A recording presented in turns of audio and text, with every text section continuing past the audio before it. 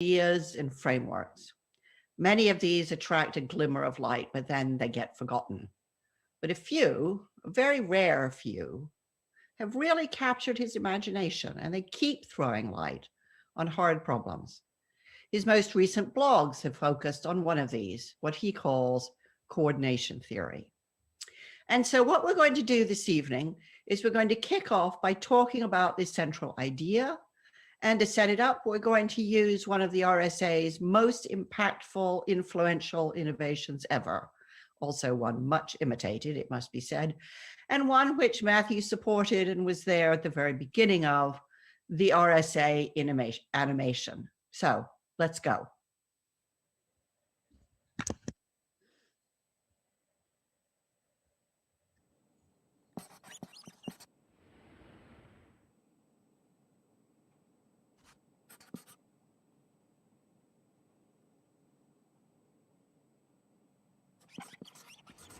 Over the years, I've started to notice something interesting.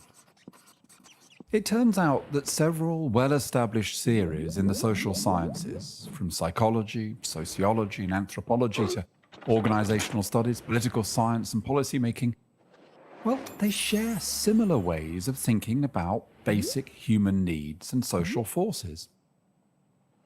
In essence, these approaches identify core aspects of what motivates us. And these motivations are then reflected in the ways we go about organizational and social change, and even in our political attitudes. But perhaps more than anything, these core motivations underlie the way we act together and the way we think about acting together.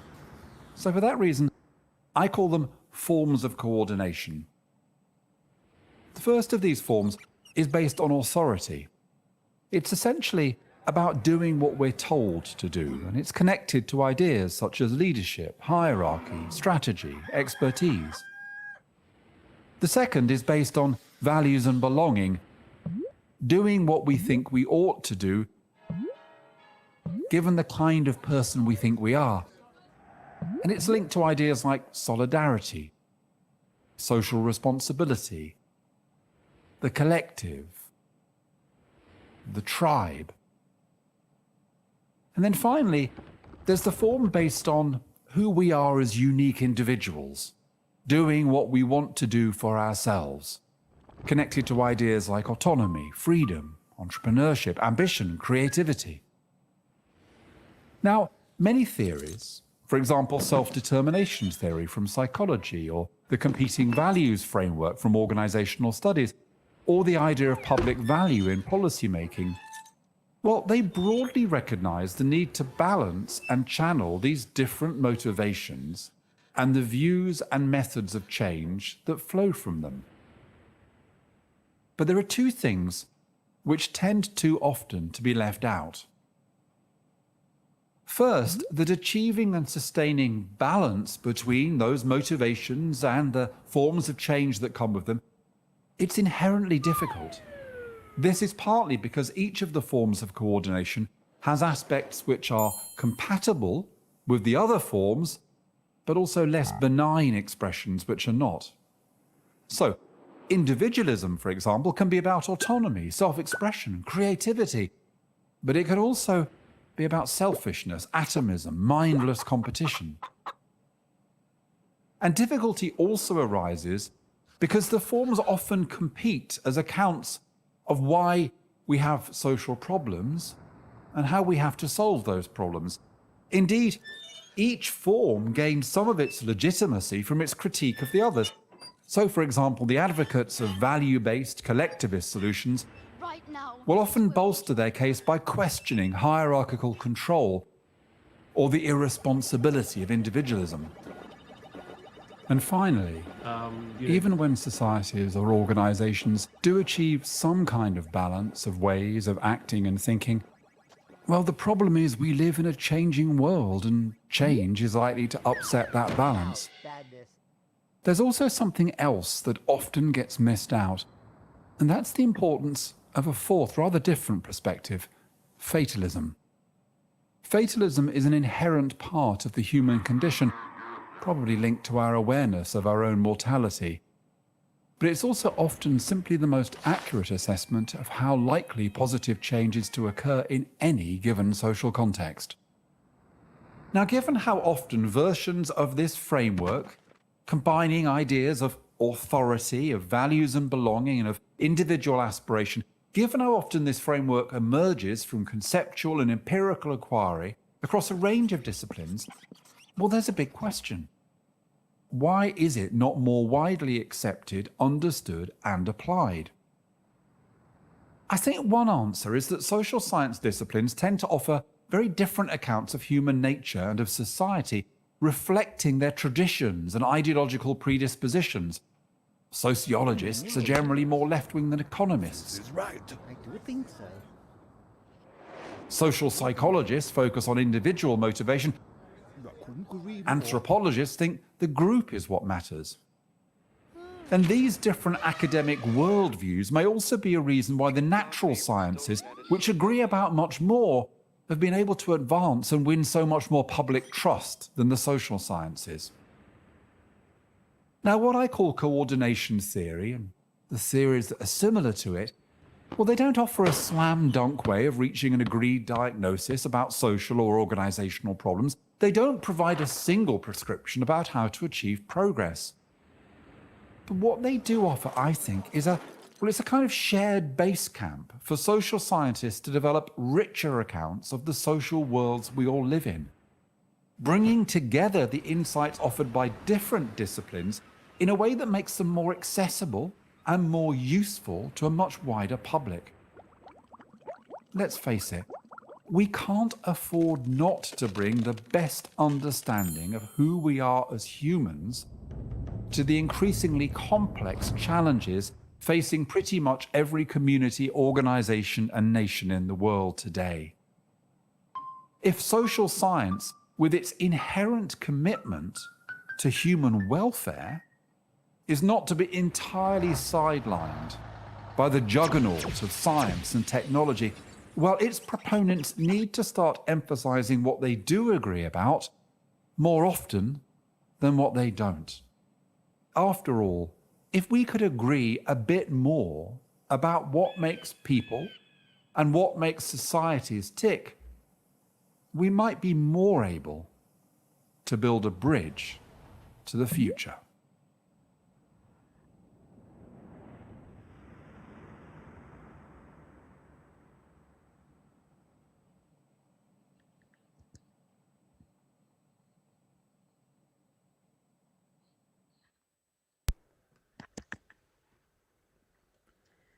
So that's given everybody quite enough to think about, I would say, certainly judging by the questions that have already been entered. So this notion of a connection So if theory, you've Matthew, just joined us, we are live. We're restreaming from the RSA. I'm a fellow of the RSA, a proud fellow of the RSA. Matthew's just about to give his closing conversation around a film that he's just presented. So let's go back to that.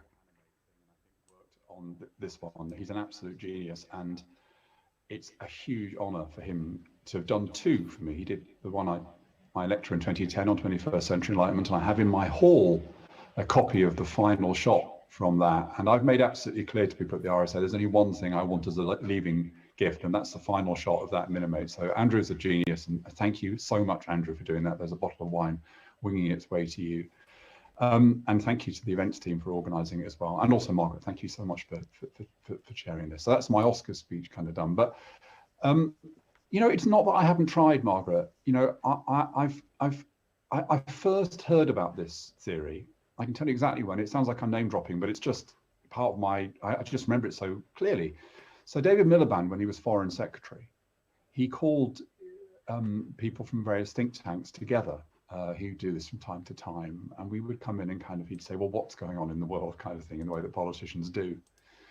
And Jeff Mulgan, who's kind of a bit of a hero of mine, and our kind of paths have crossed in various ways. And Jeff talked about the work of Mary Douglas and what is called cultural theory. And of all the kind of different iterations that are similar to mine, cultural theory is by far the closest, for reasons that I might go into, but it's more dynamic. I just think it's the only one that contains fatalism, by the way. So I was immediately interested And this is, this is 11 years ago, I guess, or more. I was immediately interested more. And then I started talking about it and writing about it, and people would take the mickey out of me. My friends would kind of tease me about the fact that I saw everything through this lens. And so I have tried to give it up because I know that it makes me boring and sound obsessive. But the reason I come back to it, Margaret, is because it just keeps kind of giving. And in two ways. First of all, because I keep finding it a useful way of understanding situations that I'm in. I've got a new job. I'm starting my job in a couple of weeks. And I find it useful to think about the organization I'm going to lead and its balance of authority and values and individual kind of aspiration and creativity. I look at it and it helps me to kind of think, what kind of organization is it? And what might I want to try to slightly kind of it change in terms of the balance of it? So it continues to be useful to me. But also, even though the basic theory is very simple, this idea that we have three active drives, we do what we're told, we do what we think we ought to, we do what we want, and also sometimes we don't do anything at all, there's a lot of richness that comes from it because it's a dynamic theory and all sorts of really interesting propositions drop out of it. I just wish that there was a research community that could test those propositions so that they don't remain merely propositions. Yeah. No, I mean, one of the things that I think is very appealing about it is that unlike some of the authors whose books we saw piled up in the animation, it isn't, you aren't arguing that we are just one thing. No. And it seems to me that, in an age of extremism, we've had an awful lot of warring arguments about people are only selfish, or people are purely altruistic. And that actually this specifically, this kind of, and I have to say, I think it's driven by this thought, this kind of branding of people in this very simple way. None of it's ever going to be adequate because actually human beings are different things in different contexts. Who we are, how we behave is hugely contextually driven. And this idea that we are overwhelmingly one thing seems to me at its heart to be kind of authoritarian in its denial of other influences and effects. Would you agree? Yeah, it's reductive. And this, I think, is one of the things that again has made me want over the years to give up on this theory, because I know that at first flush it seems very reductive. But I hope as we get into the conversation, we explore some of the ways in which I think it isn't, and it's very rich and generates. I mean, matter comprises very simple elements, and yet creates, the world around us and the mystery of everything. So the fact that something is made of of basic ingredients doesn't mean that it can't generate enormous diversity and complexity and richness. But yes, I agree, Margaret. But I think. I'm a social scientist. I'm a person. I'm quite a tribal person. I'm committed to my awful football team, but I'm also kind of committed to social science. I've spent my life reading it and talking about it and consuming it. And I want to make a distinction between social scientists who are at work doing practical work, in government departments and in a whole variety of consultancies and stuff. But at the academic level, at the conceptual level, I find it. I mean, we all know, don't we? I don't need to repeat this because a lot's been written about it, that economics, far too much of the economics profession went into a kind of blind alley of the notion of Homo economicus, the neoclassical model, and a kind of completely mythical idea of what motivates human beings, of how the world works, of how markets work, with terrible consequences, it has to be said. Not just consequences for people going to university and learning such a narrow range of ideas, but for wider society, because it was taken up lock, stock and barrel in kind of neoliberal thinking. But even though I'm progressive, I have to admit, and this will make me unpopular, I find sociology, a lot of sociology, wearing, because it's a kind of, I would describe it as a game of where's the oppressor. That the only way you can understand society, it's a kind of Foucauldian notion, kind of Marx Foucauldian notion, that the only way to understand society is through power. And somebody is oppressing somebody else. And we can understand that through race or gender or sexuality or whatever. Now, I'm not denying absolutely the importance of of class or race or prejudice, of discrimination, of any of these things. But I am saying that to only believe that society can be viewed through that lens, and indeed to suggest that not viewing society through the lens of power relations, entirely, means you've really got nothing to say. And then, I'm not a psychologist, and I know I'll be annoying a lot of people as I go through this list, but psychologists far too often tend to just treat human beings as if they're kind of brains inside bodies. And all we need to do is to find out how individual brains respond to the world. And when we know how individual brains respond to the world, then that solves it. And that's just not, I don't think, how humanity is. I think we're part of a collective, we're part of a culture, the way in which our brain, and that's why psychology has this huge problem with replication, because they're constantly, psychologists, social psychologists, are constantly creating entirely false contexts in which a group of students in a university in America is subjected to something. And then they say, oh, look, this demonstrates that, if you eat a jam donut, you're more able to do a maths puzzle. Well, it turns out, yes, you are, if you are in a laboratory and you're an American student in a particular day, but actually the second you add any other complexity into it, well, no, that it disappears. So, all these disciplines have got so much, and I love reading psychology and economics and sociology, but through the academy, they've narrowed themselves terribly, in my view. And I want to say to them, look out beyond this. When I started, I'm old enough, Margaret, that when I started at university, there were sociologists who believed in functionalism. From the kind of Durkheim tradition, people like talk at Parsons, they were interested in how society worked and progressed, not just what was wrong with it, pathological about it.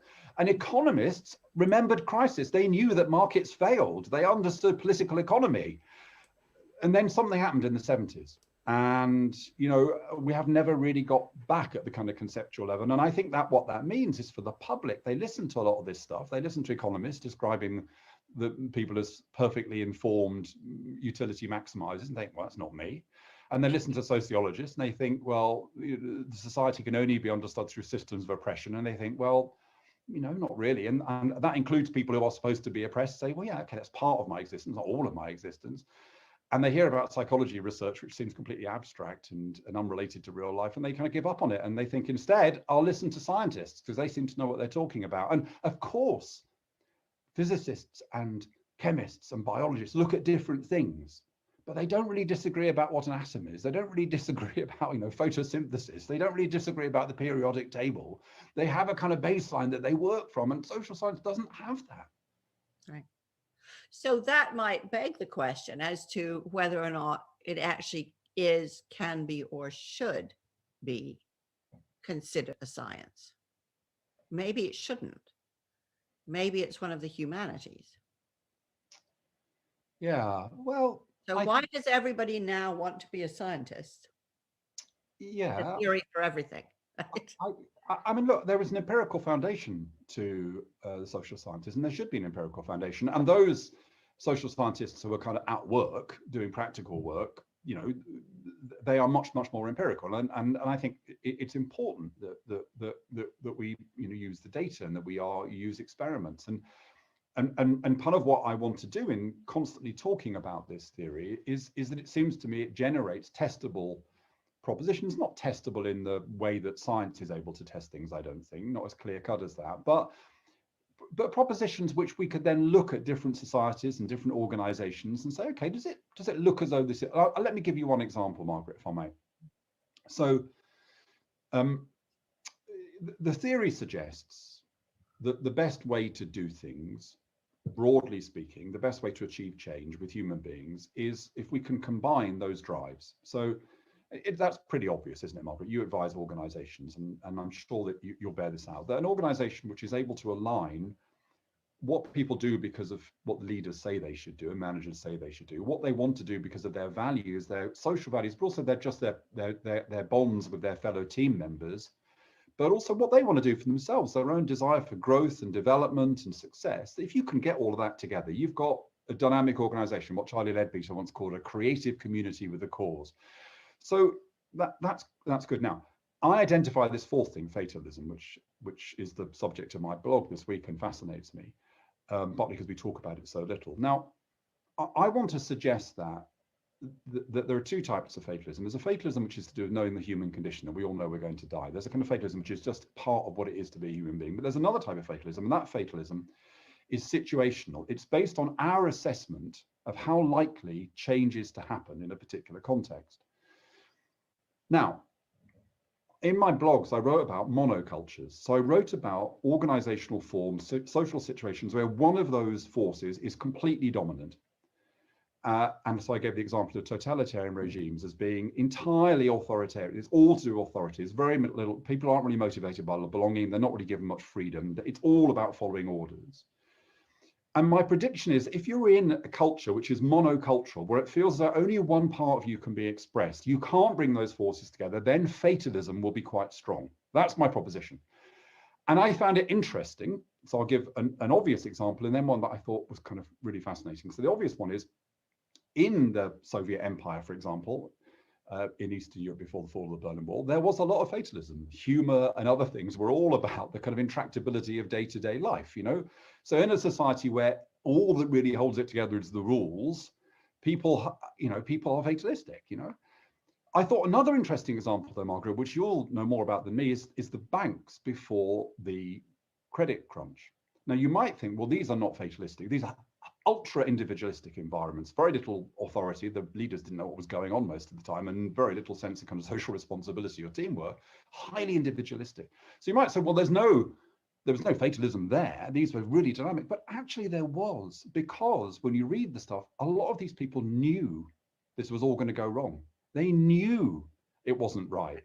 These were people who went back to their families at the weekend, knowing that they were doing stuff that was really kind of quite problematic, that they were benefiting from other people's misery, that they were selling risk in an unreasonable way, or that they just didn't even really know what was happening.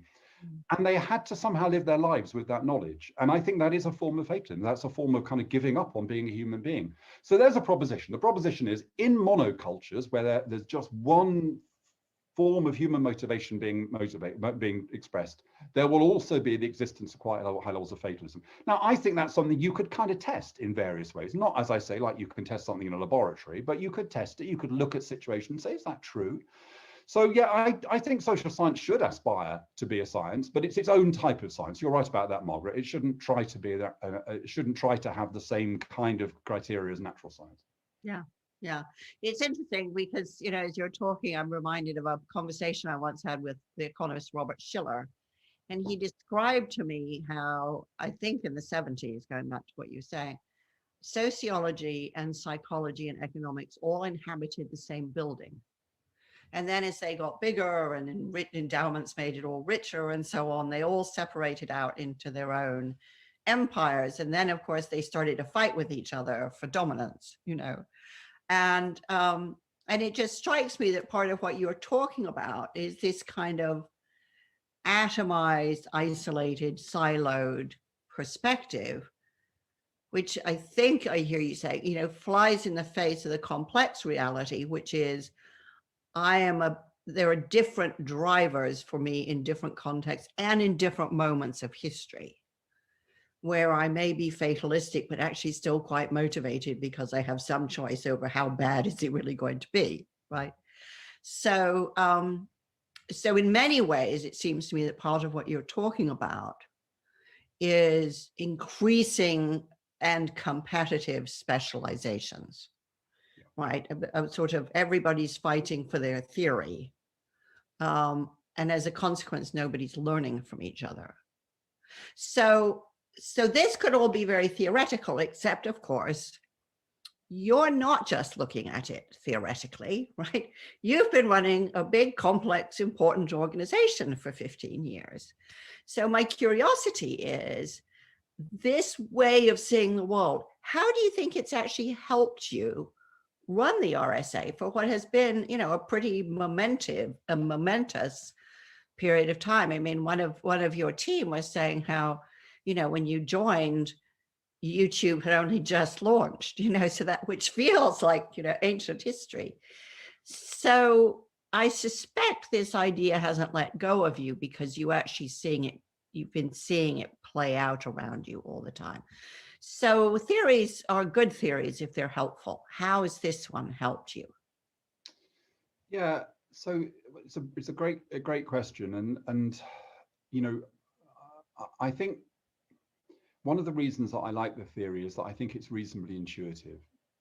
Now that can be a criticism because people can say, well, it's bloody obvious. Well, it may be obvious, but if it's obvious, why don't we recognize it more and use it more? I think it is quite intuitive. And so I think in a way, the reason that the theory attracted itself to me was that that is the way that I try to think about how to run organizations. And it's interesting to me that if you look at surveys of staff, the ones that are the most well-established investors are the investors in people or best companies or whatever. If you look at the criteria they use, which they've developed over many years, they are asking questions in these three domains. They're asking, do you trust, do you value your leaders and your managers and the strategy of the organization? Do you feel you're part of a team? Do you feel that what you do is of value? And do you feel that you are growing and that you're respected and that you're treated fairly and all of that? So I think that phrase that I used earlier, that Charlie led me to use, because so Charlie, this is many years ago, looked at a whole variety of the most innovative organizations in the world, and he came up with this wonderful phrase. I don't think he used my framework at all, or even Mary Douglas's framework. This was his kind of response to what he saw was he said these organizations are creative communities with a cause. And I think that I have always tried to be aware of the fact that if you try to lead too much in a particular way, it will be counterproductive. And this is what the theory argues. If you say, well, there's a problem in an organization, let's exert more authority. Mm-hmm. One of the things that you will tend to do is you will turn any kind of sort of belonging sense against you, because what people will have in common is that they're pissed off with the authoritarian manager they've got. Or it will turn individualism, being creative and great for the organization, into being subversive in various ways.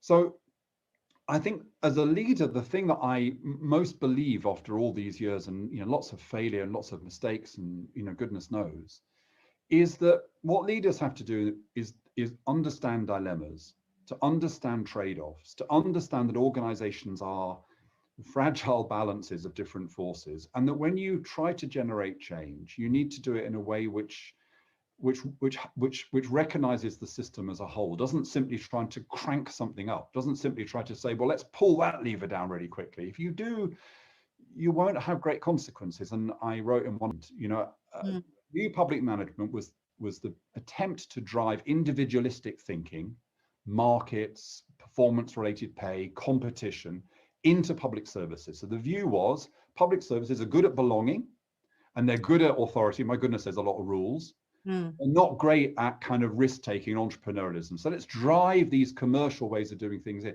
Now, I'm not utterly opposed to that idea. The problem was, when you do that, it has consequences, and nobody really thought through the consequences. So politicians said, well, we want markets and we want competition and we want this, but we still want to control everything. Well, that's not going to work, and it hasn't worked. And new public management has been a terrible, very expensive and disruptive washout because of that. So I think the way it's helped me, Margaret, has been this sense that, which I guess is system thinking in a way, is that what you're trying to do with an organization is understand it as a system, to recognize that it needs interventions at certain times, not always the same intervention, not always a hierarchical intervention. Sometimes you need to just say, actually, as an organization, we've lost our sense of values. Let's give ourselves a bit of time and a bit of space to rediscover each other. And sometimes you just have to let go and say, we've got to let individuals have more space and we've got to let things rip. Yeah. And that process of adjustment, everything I've got wrong at the RSA, and there's been a lot, and this is maybe just because I'm getting old, but everything I've got wrong is because I've tried to do things too quickly. I've tried to do things too brutally. I've tried to force change rather than creating the circumstances in which it can happen. And I think that's what this theory does. And the other thing, going back to the first point you made, Margaret, is the other reason I love this theory, is, as you implied, is that a lot of theory feels very abstract, but all of these things are in all of us. When I'm at work as the boss, I tend towards being hierarchical. People have to tell me it's not all about top-down solutions. When I was in central government, I tended to think it was about top-down solutions. When I'm, miserably sitting at West Bromwich Albion, suffering, it's all about my feeling of belonging. We're all in it together. When I'm delivering at the food bank on Friday, that's all about that bit of me. And then when I'm running parkrun, and isn't it great when parkrun starts again in a few weeks, I am going to be the fastest veteran. And if you get in my way, my goodness, I'm pushing past you. So, and also a lot of the time, and by the way, this is also true of West Bromwich Albion fatalism. A lot of the time, I don't do anything at all. I just moan at the TV or, you know, wish things were different. So these things are all in us. Now, people are different. Some people are more individualistic. Some people are more solidaristic. But all of it is in all of us. And I think that's really valuable, because isn't it great to have a theory about society which you can kind of recognize when you look in the bathroom mirror? Yeah. We have a wonderful question here from Mark Dodds, which is saying, in the context of your theory, where is the human base camp that you talk about? You know, you talk about building the future from there. How do you define that? What is the base camp of this theory?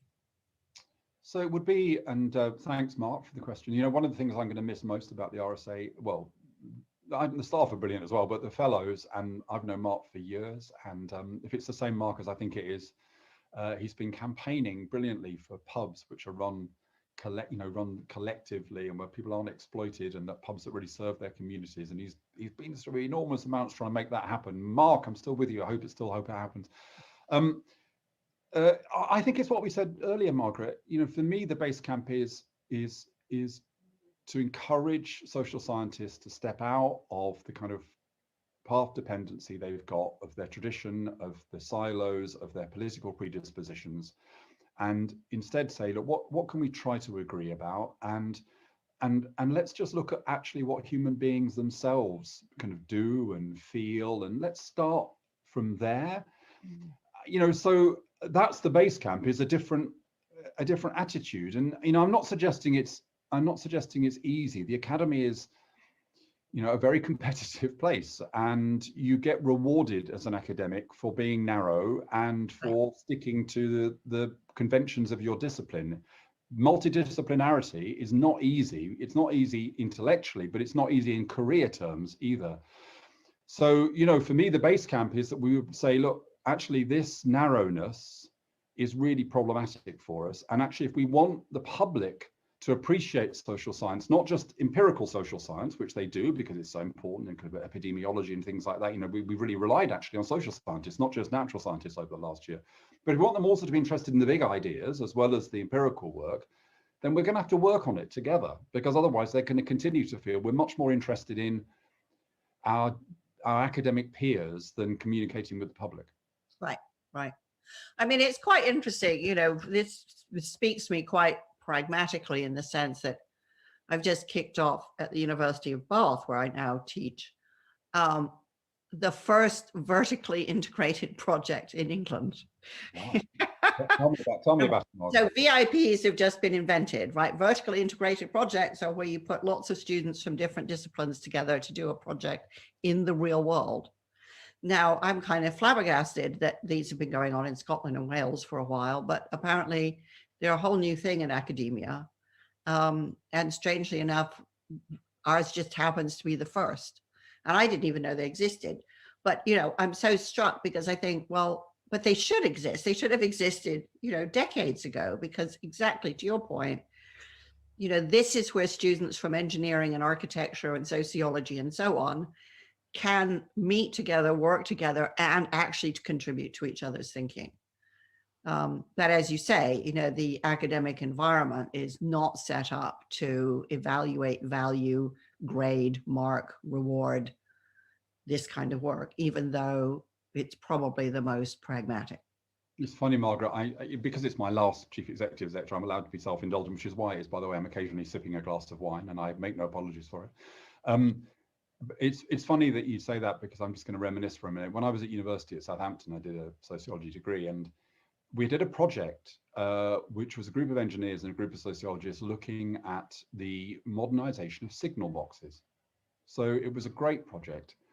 And we looked at one of the really old signal boxes. There were still a few then of, you know, do you remember the kind of guy, it was nearly always a guy, I think, with his kind of his kettle and his, you know, blanket and stuff in his box on his own.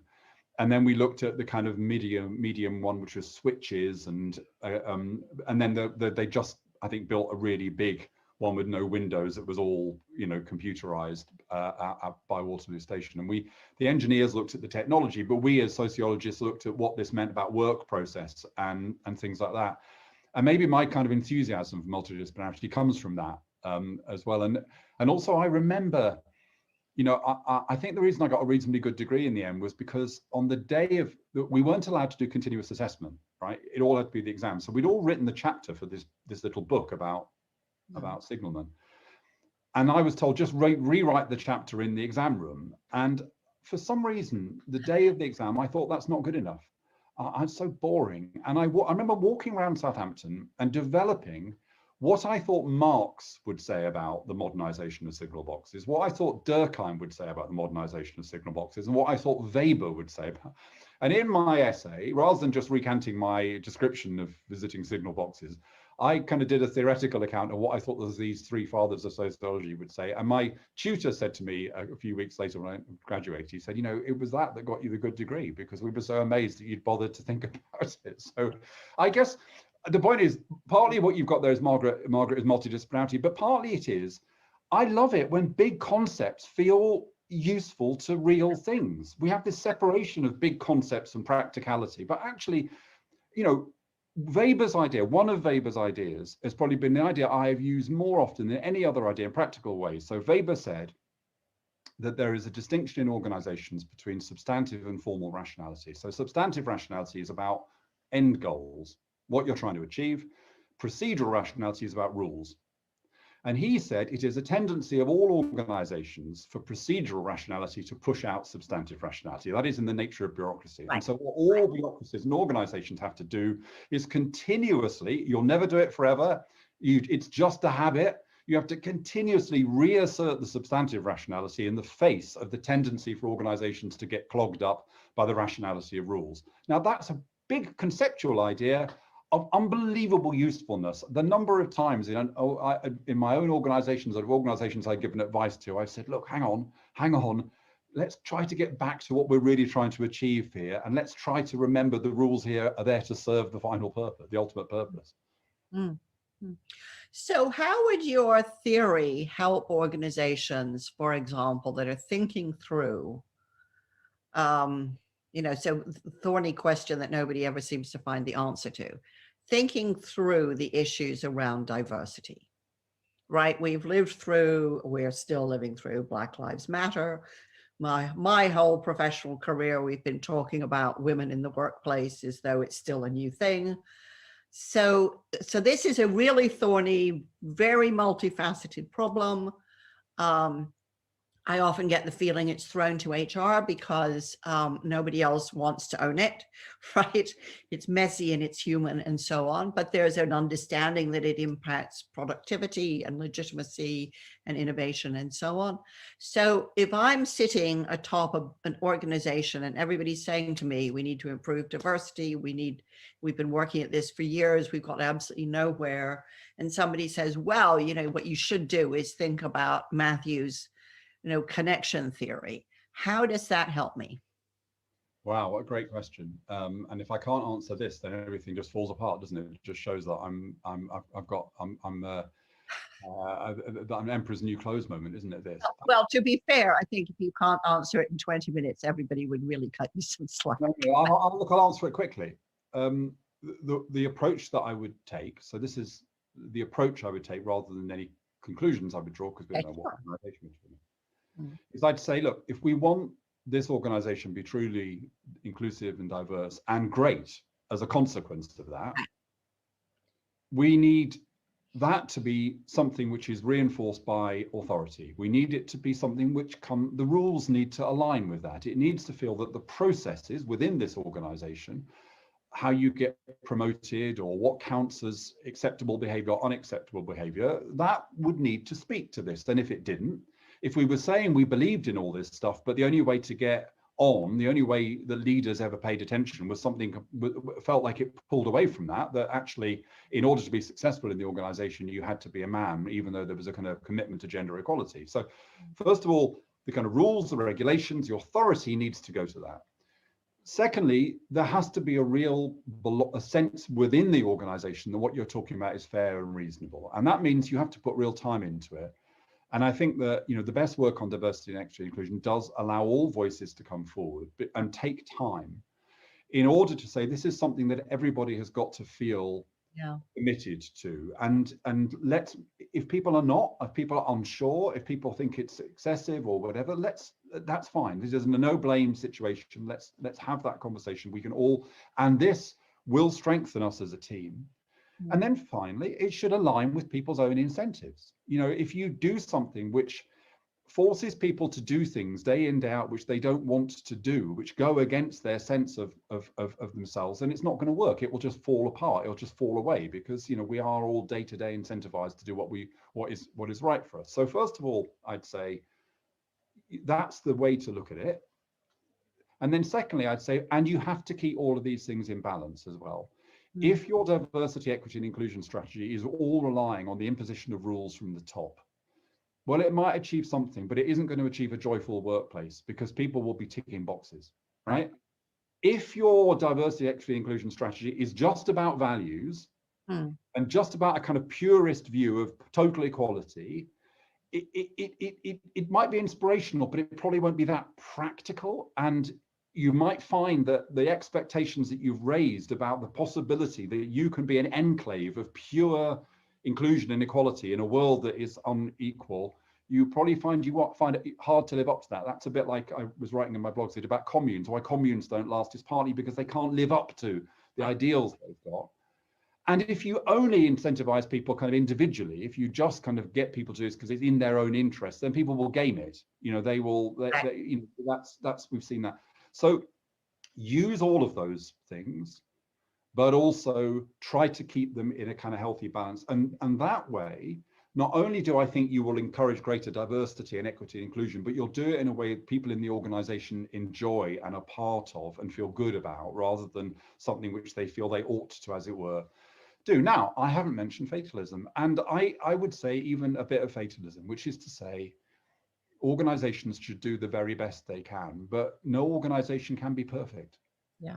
And you know, don't try to believe that you yourself in your organization alone can change what is going on in the world. You need to do the best that you can, but you need to be realistic about what it is that you can achieve. And sometimes we set enormously ambitious goals, which we're never going to reach, and that leads to disillusionment. Better to set something that is practical that we can reach, and then set something else that's practical that we can reach. Yeah. I mean, I think what you say there too, that's very, you know, feels very real, is this is going to take time. And it isn't a straight line from where we are to where we want to be. You know, it's going to be a rather scraggly line that may double back on itself from time to time. And if you incorporate elements of fatalism, there are going to be places where we get it wrong, and we have to then repair the damage we've done. So there's a kind of recognition that we're going to do our best, and nobody's going to be perfect here. And that seems to be absolutely absent from the kind of political or business playbook, you know, the recognition that when you're trying to do something that's never been done before, mistakes are going to happen. Yeah, because look, absolutely, Margaret, because this is the other thing that's really important to me about this theory, is the dynamism within it. That what it recognizes is that these ways of thinking set each other off in ways that are quite unpredictable. And I've given an example I've given before, but I love this. Years and years ago, I was waiting outside. I was at Vauxhall Station, underground station. And I was waiting to go in. It was raining, and there was some problem with the Victoria line. So we were queuing up in a walkway. Now, I would say this queue, its characteristics was that it was a combination of being hierarchical and fatalistic. We were queuing up because we were told to, because they were the rules, and we were queuing up because, you know, the bloody tube had broken down, and what we're going to do, right? Now, we were queuing up in this kind of this passageway where on the left-hand side where we were was a queue in. There was on the right-hand side was the passageway out, and there was a metal railing kind of waist high all the way along. Now, something happened. Some people, the queue was moving very slowly, started to duck under the bar and walk quickly up the exit.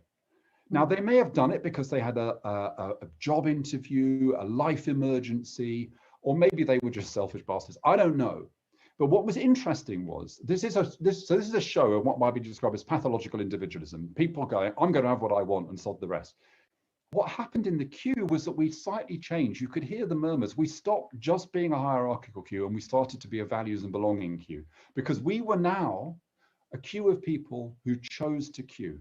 We believed in the morals, we were morally better than this display of individualism. And I just found that fascinating. And that happens a lot in organizations, is that you get these feedback mechanisms, and overreach of authority leads to a feedback.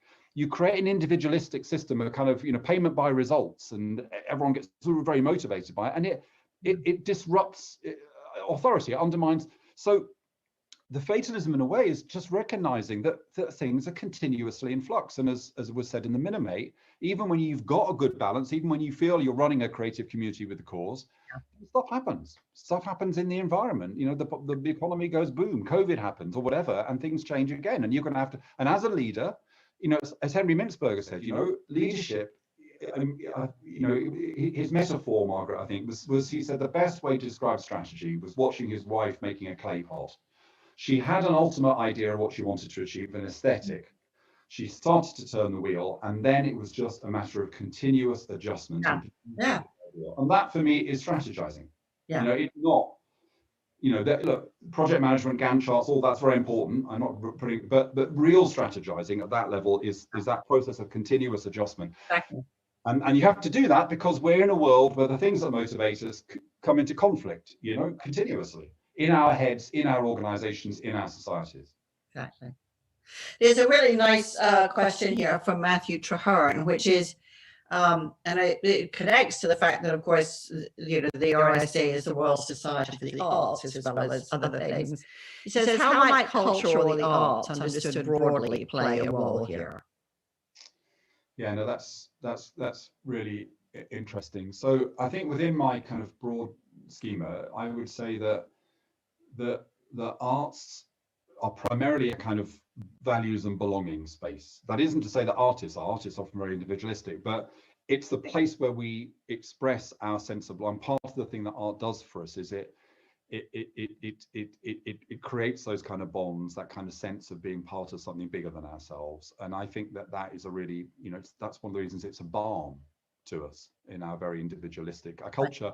Our culture can, my broader account is that I think as a society, we're suffering from a solidarity deficit as a consequence of changes in the modern world, but also the impact of neoliberal kind of policy and thinking. And that's why I think that we've seen the rise of populism, because the rise of populism is about feeding our solidaristic needs, our tribalism. And I think arts and culture offer a much more benign way of feeding that. But I also think arts and culture are good at fatalism. I think that we're not great, Margaret, are we, at living with fatalism in modern societies. If you are doing your CV, you'll put, I'm a dynamic, go-getting, risk-taking, blah, blah. You won't put, I'm very realistic, and sometimes I think it's not gonna, that's not our kind of way of, we're not as bad as the Americans, but pretty much, we look down on fatalism. Yeah. And religion used to play a really important part, because religion was a place you could take your fatalism, because religion would say you're very, very small and you're going to die, but it's okay, and the decline of religion has left us not knowing what to do with this. And a book that I quote an awful lot is Ernest Becker's book, which is about how our awareness of our own mortality can lead to kind of mania. And our mortality is harder to cope with in the absence of God. And the other thing, therefore, that I think, long answer, sorry, but the other thing, Matthew, that I think arts and culture does is it can be a way of can be a place where we can confront fatalism in amazing music and wonderful literature and poetry. It can speak to the pathos of human existence in a way that we find tolerable and even inspiring. And that's one of the things that's one of the incredible powers that it has. It's interesting because I'd say it can also speak to the meaning of life. Not just the fatalism of it, but I think because of all the conversations I've had with people during lockdown, what they have missed is the sense they get when they hear a live piece of music or they see a painting, as it were, in the flesh, of absolutely visceral sense of being alive and that being alive matters in a way that's quite inchoate. It's not utilitarian. It's not I'm being alive matters because it's just I am alive and this feels fantastic and something has just happened to me that makes me feel actually quite connected to life in general. So, and I think it has that capacity, and it's, you know, it's interesting. I mean, I always come back to this, you know, Myra Hess playing Beethoven in the middle of the Blitz, you know, is that it's such an extraordinary sense of we are better than the fatalism of fascism. We are collective listening to this, but also we are individually being profoundly moved by the emotional truth of it. Yeah, I agree, and I think that arts and culture are linked to the kind of transcendent. And you know, in the blog I wrote about this, I described solidarity, that values and belonging drivers, bringing out the best and the worst of us, because I think it brings out the best of us, that sense of being connected, of being part of the collective. It's in a way the thing we want to be motivated by. We don't really want to be motivated by being told what to do, or just by the burden of our own individual wants and desires. We feel best when we're being mobilized by the group, when we're in the football crowd or at the, you know, the festival or in the concert hall, and we're part of the group. That gives us that feeling of connection and transcendence, and that's a lot of us, we miss a lot of that in our lives. It's such an important part of the lives of people in prehistoric civilizations, you know, but so much less so in our rationalized world. But, and this again goes to the kind of reason why I think the theory is so rich, that same set of feelings bring out the worst of us, because that's the same as the basis for tribalism. Right. That's the same as the crowd applauding Trump when he says, I am your voice. It's that same yearning for belonging brings out the best of us, brings out the worst of us. In the same way that religion can bring out the best of us in charity, and it can bring out the worst of us in extremism. Yeah, exactly. Yeah. Exactly. What doesn't your theory make sense of? Oh, lots of things. You know, I mean, I really wouldn't want to suggest that this is a kind of theory that explains everything. And I think that, you know, it's primarily a theory about what to do in ongoing situations where what you're trying to do is working with people. So it's about people in kind of organizations, countries, communities.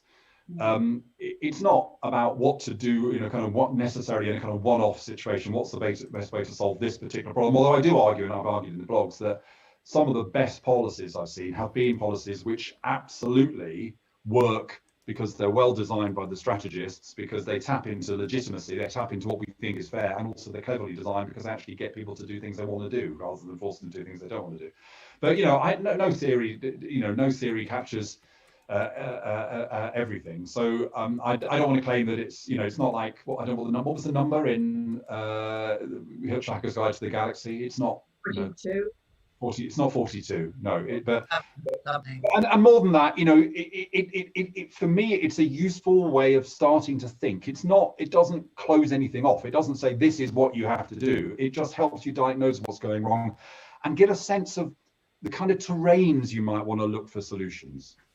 Yeah. Right.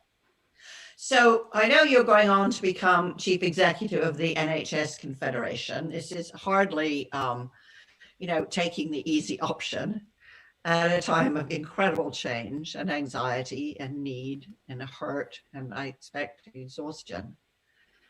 How do you think your theory or the framework of it will help you and your colleagues? It's hard to think of a place really that's less theoretical right now. Yeah, well, I want to say this is not, I would not use it in a kind of want to use it in a theoretical sense. I guess I will use it partly as a way of thinking about the organization I'm going to lead and the characteristics of that organization, and partly as a way of thinking about what that organization be trying to achieve in relation to our wonderful and fantastic National Health Service. And so, you know, one of the things that I bring to that is that we have what we have seen in the NHS in the last few years has the kind of new public management that started with Kenneth Clarke actually in his reforms trust hospitals and the internal market and GP fund holding, and then carried on with Tony Blair, when Simon Stevens was his advisor in Number 10 into, foundation trusts and the internal market and all of that.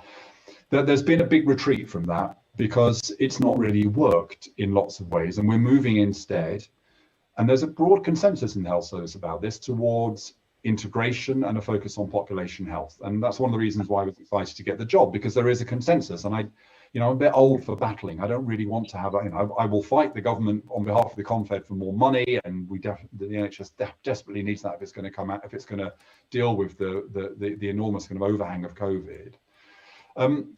But I do believe, even though I'm, progressive, I do believe individualism matters. I believe the ideas that come with individualism matter.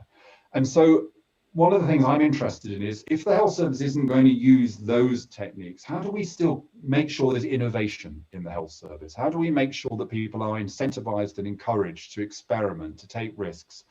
Because the future of the NHS depends upon having the right resources. It depends upon being a really efficient organization. It's a huge, I think it was a country, the 33rd biggest country in the world. So it can continuously just work on being as efficient as it can, but also innovation and transformation, and digital and technology offers enormous opportunities to do that. And so I think if I bring a bias to it at all, I would say, how do we, without reverting to the kind of problems of too much competition and atomism, how do we make sure that we don't lose innovation, even a little bit of competition? Because these are things that motivate us. They motivate people, and there's no problem with them fundamentally, as long as they're part of an overall healthy system. So, that's what I'll kind of bring to it. But I've got so much to learn. I'm incredibly, I've been unbelievably honoured to be the RSA chief executive for 15 years, and I'm now incredibly honoured to be part of this amazing thing we call the NHS. And if I've got one idea as we finish that I will take into the organisation, it's that the NHS needs to not be in the mode of holding out a begging bowl. It needs to be the mode of saying, it's not just about how can Britain save the NHS, it's about how can the NHS save Britain. That what the NHS stands for, that the values that it stands for, the incredible importance that it plays in every community as an employer, as its substance in every community, the growth of the health marketplace around the world, where the NHS could be, really important source of dynamism actually for our economy as well. I think that one of the stories I want to say is that, it's not NHS, we're not saying to Britain, you've got to save us. We're saying if the NHS was as strong and as brilliant as it could be, and you supported it, it could be part of how this country heals itself and how it succeeds in a kind of post-Brexit world. Wonderful. Matthew, I'm sure this is quite a bittersweet moment for you and for many, many people watching tonight. I'm sure they'd like to thank you for so much of the pioneering work that you've championed at the RSA. Although we probably all take it for granted now, it's worth remembering that Matthew was a huge champion of public events like this, chairing and speaking at countless numbers of them over the years, and being a part of really what has made this platform and the RSA itself so impactful and so far-reaching. So I would like to suggest that people, destroy the network by unmuting for a moment and applauding Matthew as a way of saying thank you, not just for tonight, but for the many years of really vigorous, open debate and exploration of ideas that are shaping, indeed connecting society today. So could I invite everyone, please, just to say thank you. Thank you, Matthew. I don't think Thank you, Margaret. Thank you, colleagues. Thank you, fellows. Thank you. Thanks also, of course, to everyone who's joined in tonight, all from all around the world, supporting the work of the RSA. One thing we can be very certain, there will always be plenty to talk about and plenty more work to do. So with that, thank you, Matthew. Thank you, everybody who attended, and good night. Good night. Thank you, Margaret. Bye, everybody.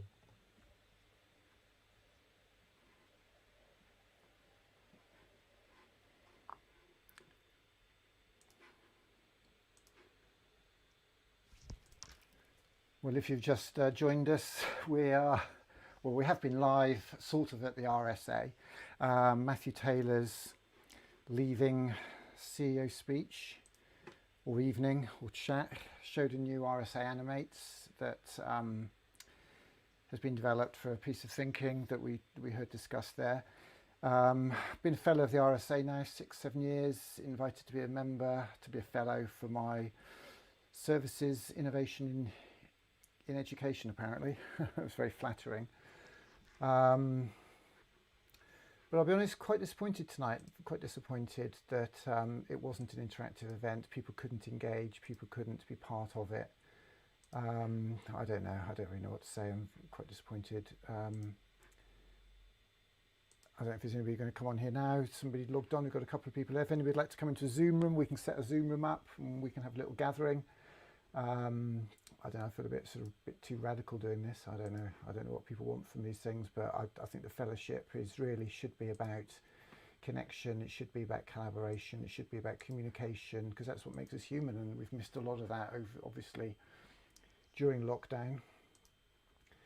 And let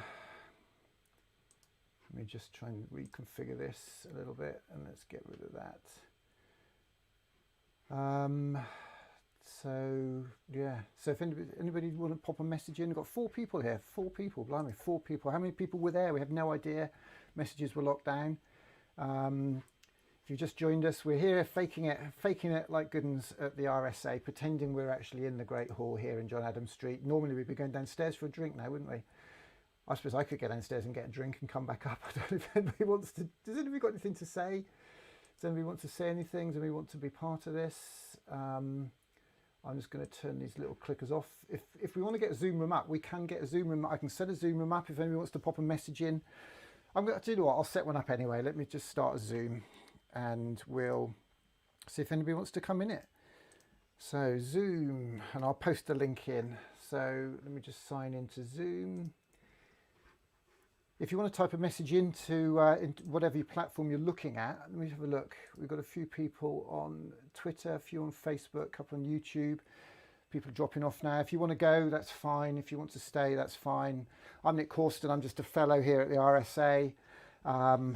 Just a fellow, one of 35,000 people, all doing what we can. I think what was evident tonight really was the breadth of work, and a lot of that went over my head. So I'm afraid I'm not a social scientist, and I think we have to give Matthew that indulgence tonight, and that's what he does, and he does so well.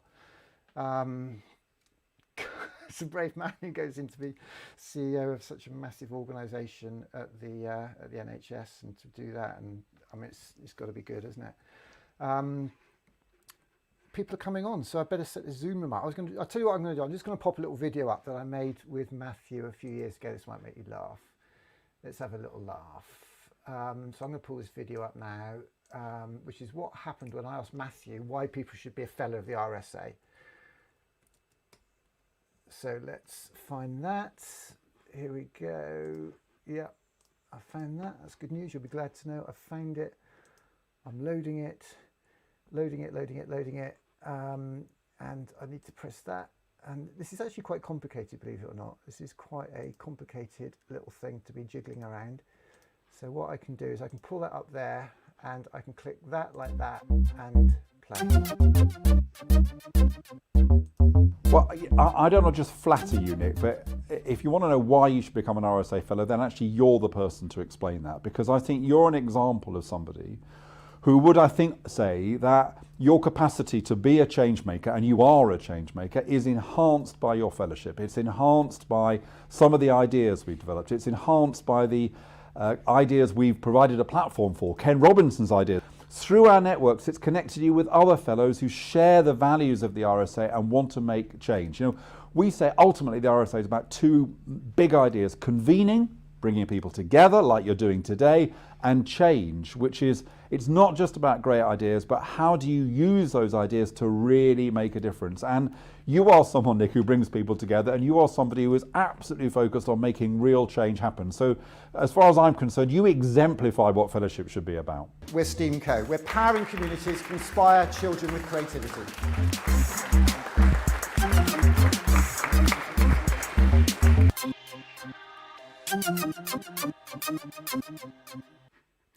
And no pressure. I've now in that time I've actually set a Zoom room up, So I'm just going to paste the link for that into the chat. So if anybody wants to come on, is anybody still here? There's a couple of people. If anybody wants to come on, let me just pop that in here. I'll pop that in the comments here. So come into our Zoom room now, because let's prove that art connects, shall we? Art is all about connections as far as I'm concerned.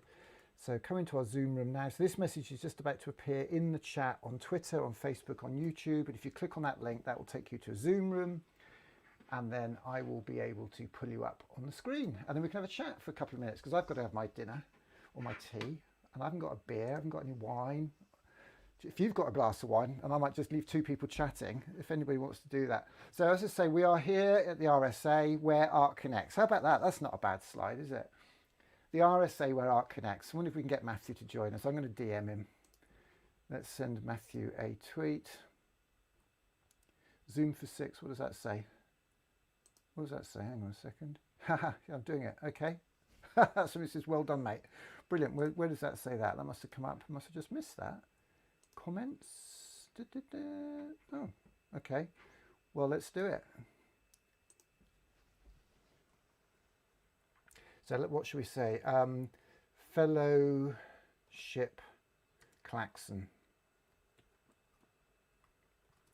All fellows of the RSA are welcome to join us in John Adam Street, sort of now for a drink and chat. Maybe even RSA Matthew will join us too. Click here. Okay, so I'm tweeting that. Let's see if we can organise an RSA Fellows party, shall we?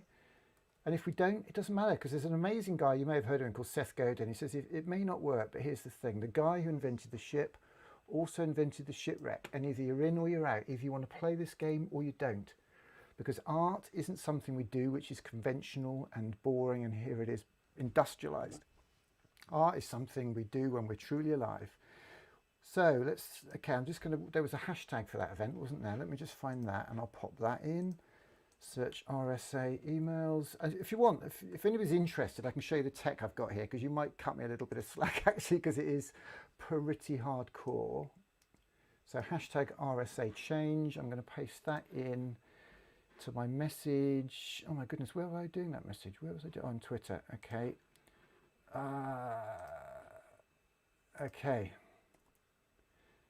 Okay, yeah, let's pop the hashtag up there. So we've got an RSA, I'm going to spell check it actually, call me a fashion, Fellowship klaxon, RSA change, all fellows of the, let's make sure nobody's in my waiting room actually. We've got anybody joining us? No, nobody's in the waiting room, that's good.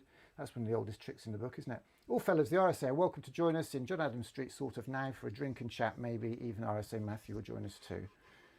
Let's post that then. In fact, what I'm going to do, I'm going to put a little screenshot in that tweet. The RSA where art connects. So right, what I'm doing is I'm screenshotting that. Okay, so RSA Matthew, I'm going to save that on my desktop and I'm going to pull that into Twitter and do that live now. And so that will go out live.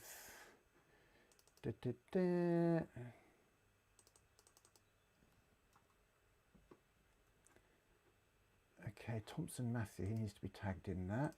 So let's come back here, put that image in there. What was his name?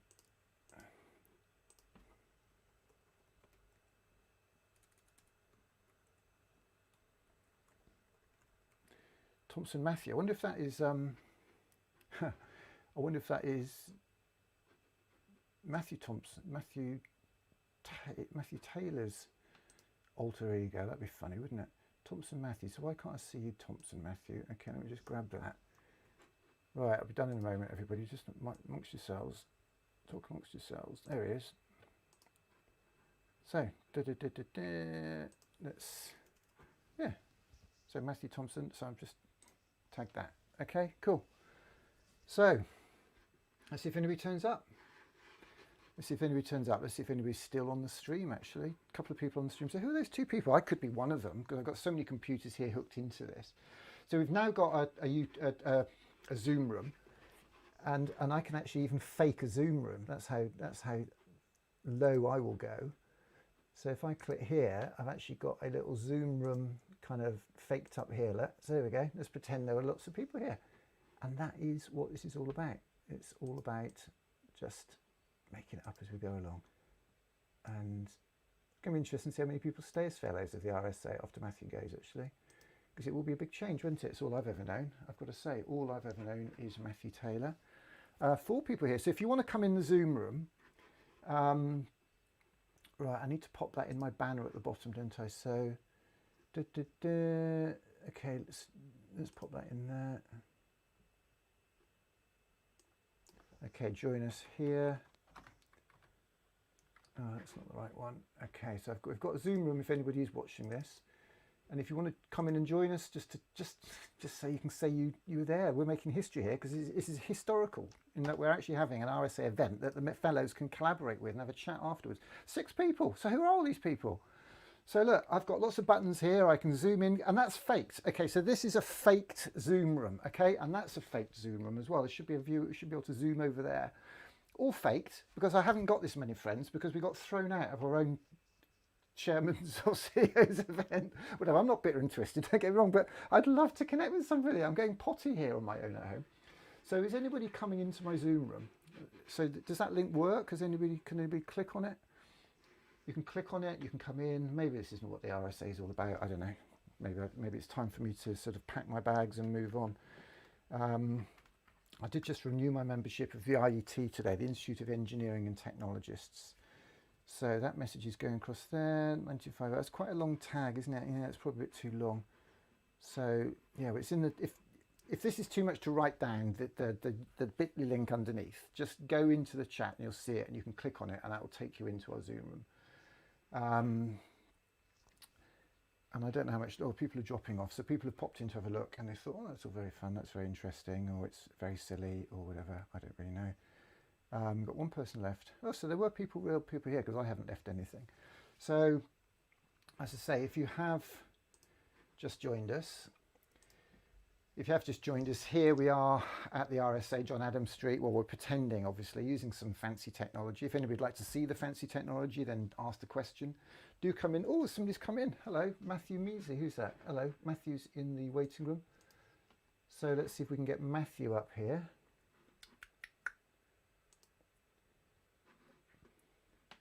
Hello, Matthew Measley. Matthew Mezzi. Can you hear us? You did not connect to audio, apparently. Okay, let me just make sure I can hear and see. I'm just going to do a quick audio test. Yes, I can hear speaker tone. Check 1, 2. Looks like my audio is working here. Hello, that looks like somebody. That looks like an RSA fellow, if ever I saw one. Hello, you can hear me because you're laughing. I can't hear you. Have you not got your audio on or something? You schoolboy error being muted. Could you turn your phone widthways, do you think? Can you wave if you can hear me?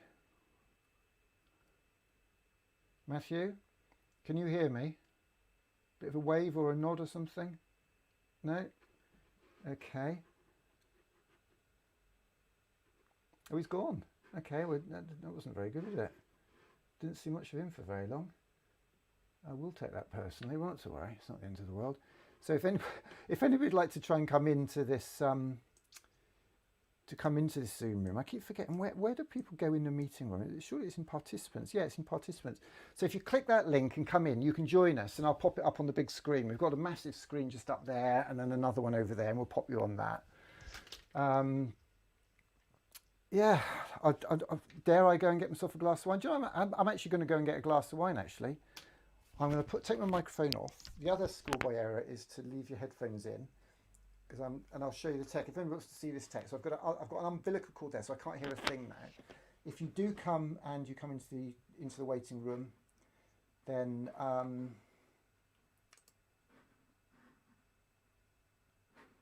okay, let's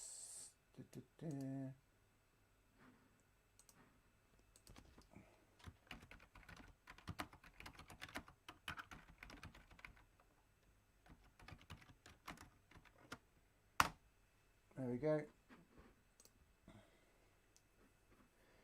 So I don't know if that one person is me or if that one person is a proper human being or somebody. So I'm going to go and get a glass of wine. Back in a minute.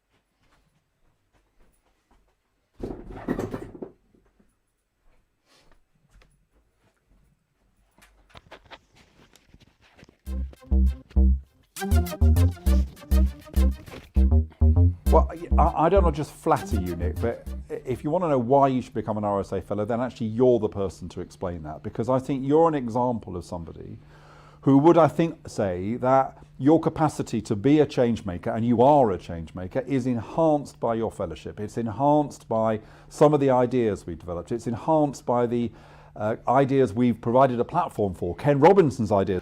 Through our networks, it's connected you with other fellows who share the values of the RSA and want to make change. You know, we say ultimately the RSA is about two big ideas: convening, bringing people together like you're doing today, and change, which is, it's not just about great ideas, but how do you use those ideas to really make a difference? And you are someone, Nick, who brings people together, and you are somebody who is absolutely focused on making real change happen. So as far as I'm concerned, you exemplify what fellowship should be about. We're STEAMco. We're powering communities to inspire children with creativity.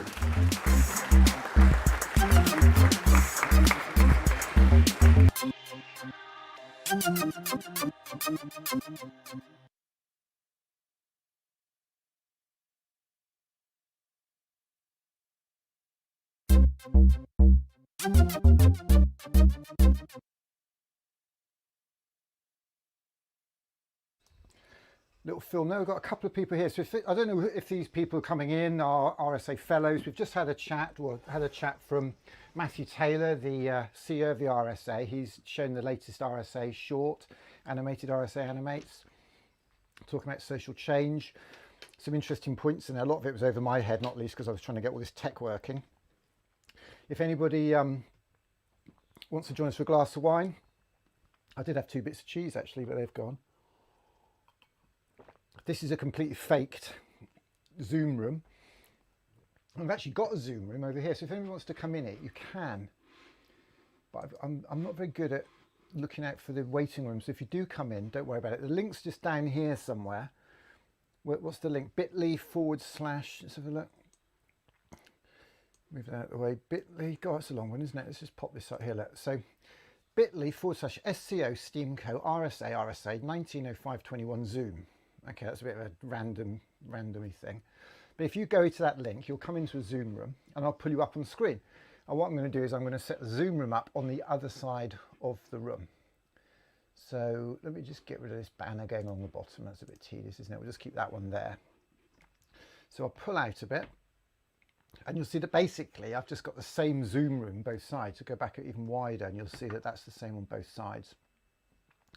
So what I'm going to do is replace the one over there with the zoom room over here, which, because there's nobody in it, it's actually just going to be video feedback. It's going to be a video of a video of a video, which is actually quite exciting in itself. Well, everything is all relative, but it's actually going to be quite exciting now. Certainly for me sat here. Did I plug my headphones back in? Yeah, I did, didn't I?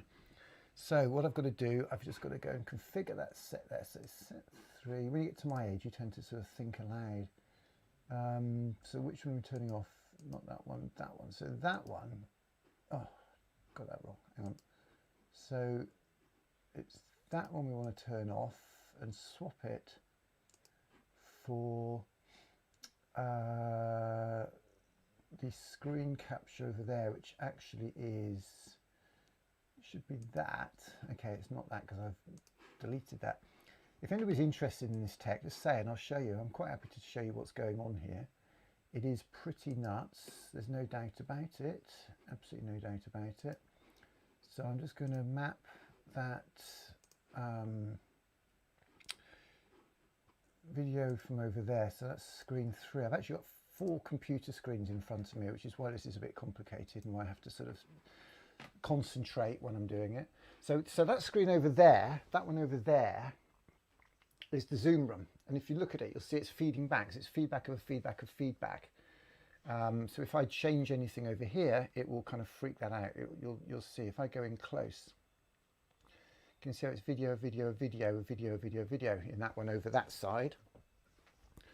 So if anybody wants to come in, there's not an awful lot happening. We're just going to have a little chat. We've just had a lecture from Matthew Taylor, the CEO of the Arts Council, and not the Arts Council, the RSA, Royal Society of the Arts. And we are just waiting to see if anybody wants to come on and have a bit of a chat, really.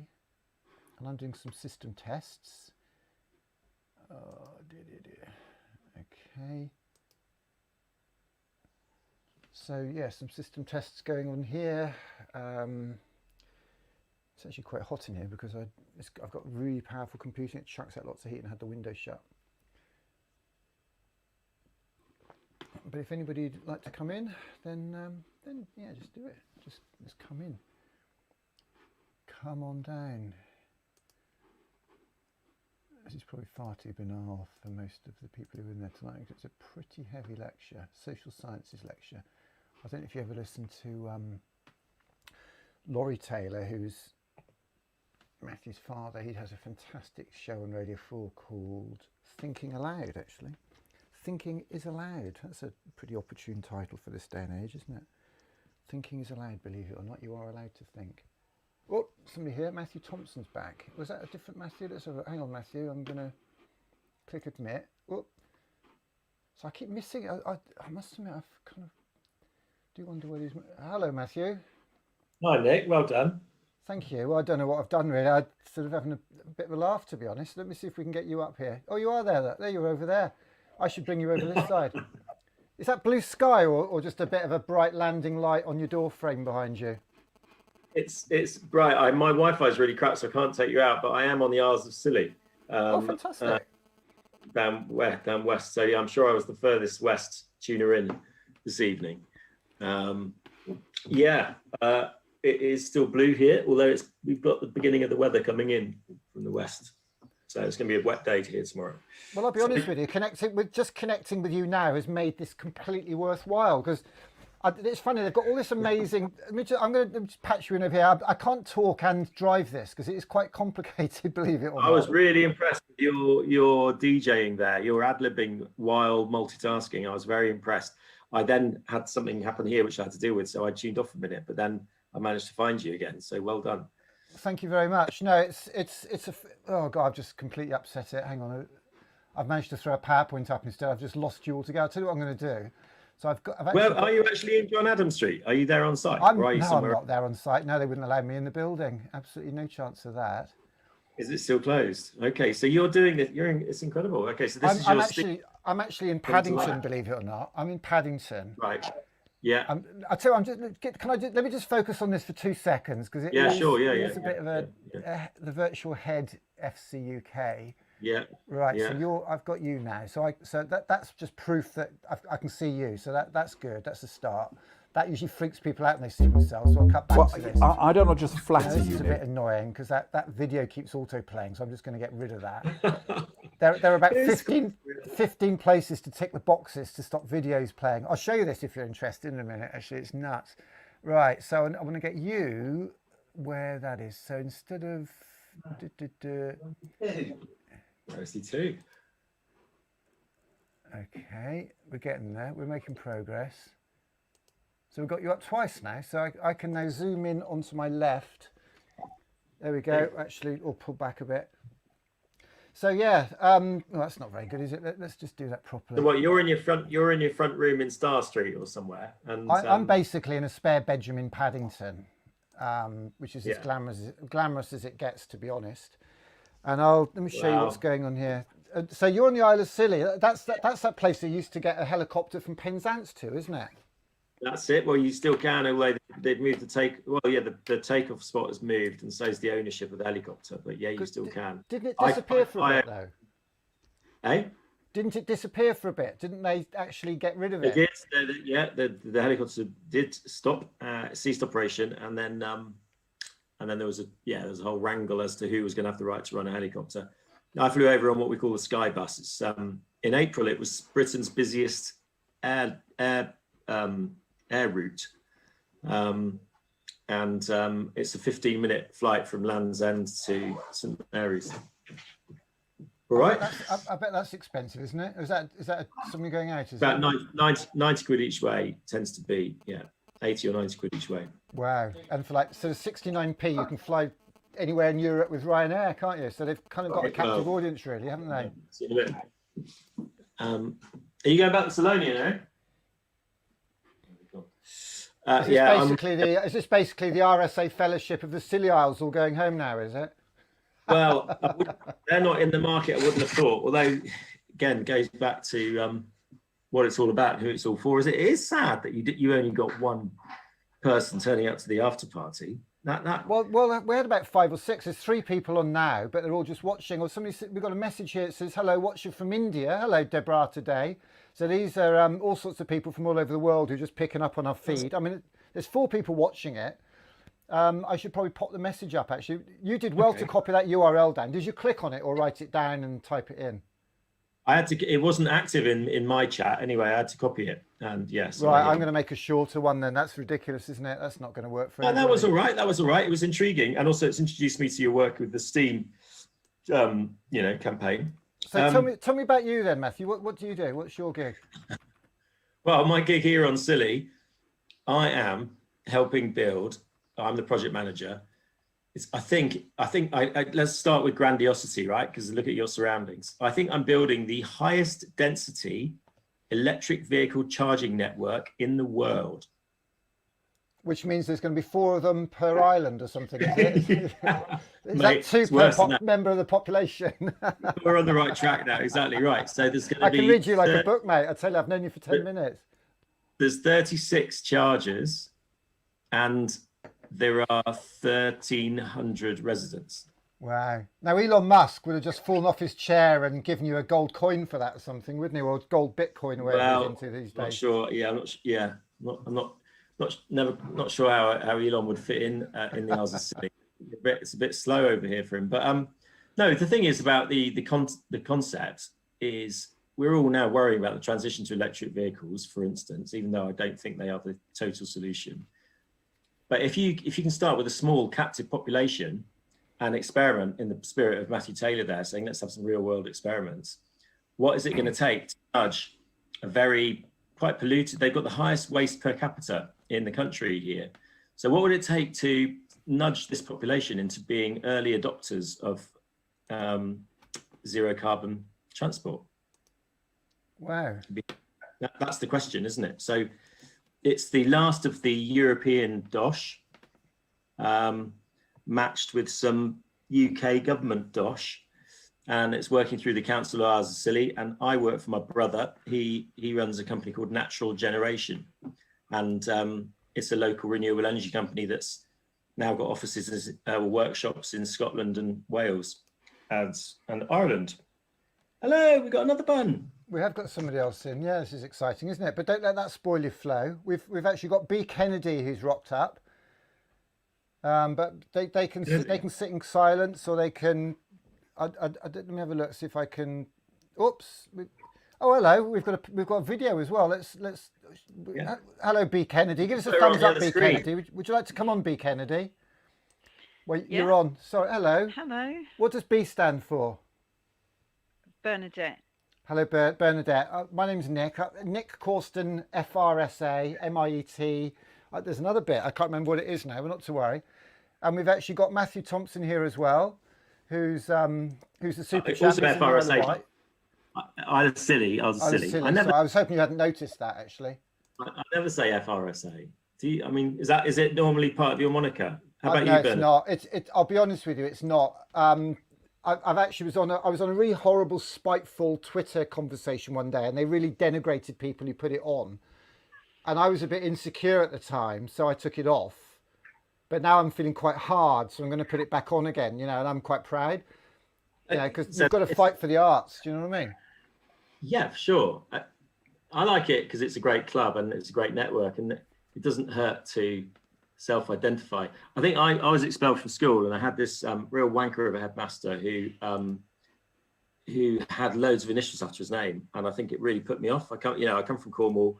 Our local comp got taken over by this upstart Englishman who wore a black gown like it was Oxford, and he had about 7 initials after his name, and I just think it put me off. I was just put off. So I could put, I suppose, I'll tell you what, the thing about FRSA, which I like, is I genuinely feel it's a flag to like minds. It's a red flag to idiots, and they can go away, they can F off of what I care. I've been one of those. I've met some wonderful people who are fellows of the RSA, because you've got a like mind among you. There have been a few people whose politics, whose policies I would question, who I've seen using the RSA as a flag of convenience, and I don't mind that because I know where they're coming from, and I'd rather focus on the 80% we've all got in common than this 10% at the sides that they're trying to weaponize against us all. And I've got a hashtag #LongCovid, which I think sums up that deliberate divisiveness of that whole policy. But for me, it's just great to. I didn't understand half of what Matthew was on about tonight. And whenever I go and see him for a chat, he always speaks in single syllables, like he's a Sun newspaper leader writer, to be honest. And it's great, He says, what you are doing is amazing, Nick. Well, that ticks my box, and off I go again, So Bernadette, what do you do? What did you say the hashtag was? LongCovid. Hashtag #LongCovid. LongCovid. Which basically 10 years ago, Michael Gove and Dominic Cummings started at the Department of Employment. They weren't stupid. They started in education. As a result, as far as I'm concerned, in my humble opinion, hashtag as a fellow of the RSA and not my day job, I believe that's resulted in an education crisis, funding, well-being, narrowing of the curriculum, a creativity crisis, catastrophic, democracy crisis, health crisis, technology crisis. That's enough about me. Bernadette, tell us your story. What do you do? Beat that.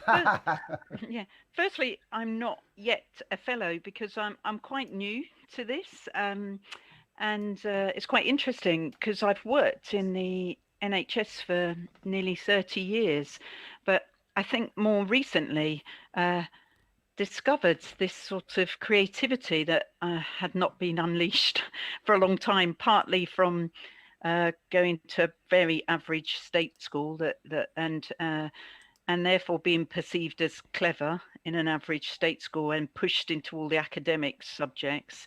I didn't really explore my creative side, but I've been blessed with having one of my youngest son who just popped out creative and is now an actor and various other things. But through him, I discovered something about myself, which is quite curious, really, how we grow from our own children. And yeah, so I've recently started writing poetry and things like that. So almost migrated towards the arts in the last year or two, and particularly in this last pandemic year. And What do you mean you've migrated to the arts? What does that mean? I think it means that I spend loads of time reading much more about creativity and well, like I say, writing poetry, and I've started painting and things that just weren't part of my life really a few years ago, which was so sort of absorbed by health and within that science, I guess, in a quite not a binary way, because I'm a physiotherapist, so our work is head, heart and hands really. So but I guess I didn't really tap into it, and so I've been reading lots about the RSA, and so I just recently asked for more information about becoming a fellow, and I'm looking at doing a deepening creative practice course at the Tavistock Institute. So what I'd like to do is start merging these two bits of myself more, and in the process bringing the organisation on board with that. But everything I heard today, and I've actually tweeted Matthew, I really connected with, and I feel like we are applying or trying to apply a lot of the theory already, but we didn't have a name to it. So that it really struck a chord with me, actually. Well, that's really wonderful, because enjoyed it. obviously, you know, he's off to the NHS Confederation, don't you, to run that. I mean, I talk about frying pan into the fire. I actually thought he was off to go and sort of do Radio 4 shows with his dad or something. It's just wonderful. I mean, it's somebody with that. I mean, he's got a massive brain. To think he's going to go off and do that for the benefit of the country is great. Matthew, what was your thought? What did you think of tonight in terms of the piece and the animation? So I've been a bit out of the loop. I've been, you know, basically running ground workers and sparks on the Isles of Scilly for 6 months. So I'm not tuned into anything, and I'm missing most emails. So I didn't even know he was leaving until I got this email, and then I had to Google to see where he was going. I didn't know what his coordination theory was, and I wasn't that much wiser by the end of it. But well, I'm glad you said it. Yeah, it's fair enough. Well, I don't think it's exactly anything, is it? It's about a correlation. He's identified these kind of ordering principles that against which we align. You know, authority, values, tribe, and individual, and that makes sense to me. And you were looking. That's impressive. Well, you know, my first degree was anthropology. You know, I am an anthropologist. I feel at home in the social science. I know what he means. I'm in that tribe. You know, the stuff on Weber, yeah, absolutely got that. Yes, I do use it. Yeah, I've only met Matthew a few times. I first met him in number 10. I've met him a few times at the RSA. You know, I have certainly not been a project manager for electric vehicle chargers all my life. I have started that in November, and I will finish hopefully next week, and then that'll be that. But no, I mean, it's a great thing to do. So, but I think for me, where I'd have liked the conversation to go is a bit where Bernadette's coming from, which is, okay, so you're going to go into the Confederation of the NHS, which is a weird organisation, because it's like a union of NHS service providers. From my perspective, the NHS is more of a national sickness service than it is a national health service. So again, no disrespect to Bernadette at all, because I love physio when I can get it, and I love physios and have loved physios. But physio singular, sorry. But where we have talked for about 20 years, I think, about the need to go upstream in our solutions, so to prevent people falling sick and to help people live better and not get ill and need the NHS. And instead, we just spend catastrophic sums of money at the other end, not really sorting anything out. And then at the other end, we've got quite a lot of, well, until COVID, I would imagine now a lot of people are exhausted and falling over, but the normal health service was full of people who wanted to rescue everybody and save everybody. And then some people can't be rescued or saved, you know, so that we were valuing length of life over quality of life. And at the same time, we got this broken social care system. So I'm sure Matthew will have a lot of good things to say about all of that. But going back to what he was saying tonight about the balance between authority and values, I think I'd love to know how he's going to practice that in the Confederation for the NHS, because quite a lot of of his members are NHS organisations who are quite patriarchal, who are quite authoritarian, and who are top down. The spiraling cost in NHS management is because you've had layers and layers of big dicks and bigger bigger dicks all waving at each other, arguing about technocratic bollocks. So it's an exact epitome of the triumph of procedural priorities over substantive priorities. Did you pick up on that point, Nick, that he mentioned when he quoted Weber? He said it's a tendency of any organisation as it gets older to focus more on the rules of how it does stuff instead of what it's actually there for. Actually doing. I got that. Yeah. It's almost like the machine. Lem Cisse says a lot about this for the care industry, or the industry, which is an industry, isn't it? The care home. Who says? Sorry, Lem Cisse. Lem Cisse. Do you know him? No. Oh my goodness. So Lem is my gift to you today, without wanting to sound too patronising. He's an incredible man. He was. My goodness, I don't want to spoil the story. Basically, it's a story of being separated from his mother at birth, going through the care system, a wonderful adoption family, then going into care, and now he's the Chancellor of Manchester University. He's a poet. I know the guy. He's a poet. Yes, exactly. Yeah. So that's Lem Cisse. I didn't know his name. Sorry. And don't worry. And he describes the care system as not actually caring. It only cares when somebody breaks the glass on one of those little red boxes on the side of the wall for an emergency. They know how to act in an emergency, but they don't know how to show love and care. And there's a thought that I've had actually, particularly recently. I don't know if you remember the last election, much of it, but the last election for me was characterised by the word. Oh my goodness, it was so compelling, wasn't it? Not care. What was the word they had? What in the Johnson election? The big election word. The big election word. It wasn't caring. It was. Oh God, I've lost it now. Senior moment. Not levelling up. Trust. No, it wasn't trust. No, what was it? It was one of those words. I can't believe it. The thing is, well. Anyway, whatever it was, I believe the next word that the next election, everything's going to be won on, is actually caring, because it will tap back to the Thursday clap for carers, which we all know was a charade anyway, but whatever, it connected us as humans. We banged bin lids, and that was lovely to reconnect as human beings. And I think the word caring, no, fair, it was fair. Everybody was talking about fair in the last election. Levelling up, fairness. And fairness, and it was the word fair was what everybody was talking about. But now, in fact, that word is care. And, there we go, you put the Lem Cisse in there, yeah. Lem Cisse has done some talks for us, actually. And I think caring is going to be the new thing. And I've got a phrase, because our passion is creativity and art, because art is what we call it when what we do connects us to somebody else. So your art could be painting, photography, cooking, coding, robots, rockets, whatever. We've got to help our kids find their art, something they can be passionate about. And we have this thing called creative carers, people who care about creativity, people who care about children, and to coin a Ken Robinson hashtag, who care about all our futures. Now, that's my spin of the RSA. When I joined the RSA a few years ago, Matthew had a thing called the Power to Create, which I got very excited about. I didn't realise it was only going to be around for a year, and he moved on, because I thought, brilliant, this organisation's grounded on this. Because it's funny, Bernadette, you said earlier about the arts earlier. I don't know if you know what the RSA stands for.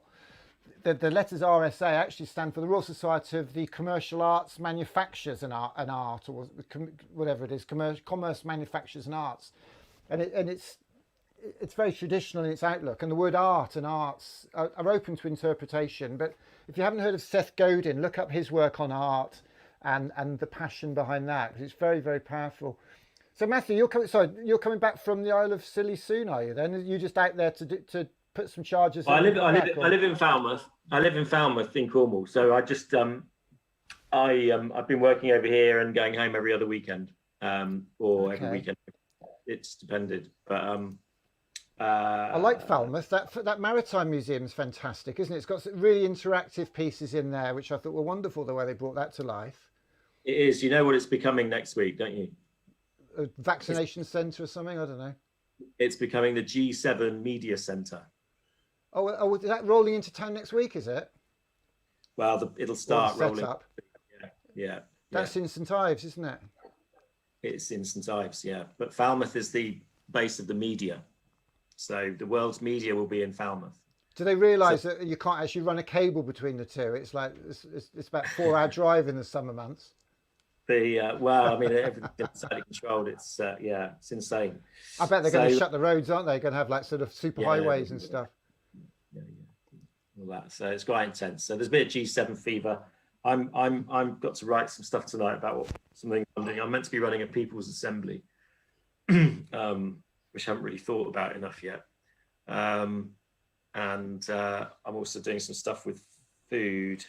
Who are the big people in Cornwall to watch out for? Wow, that's a big question.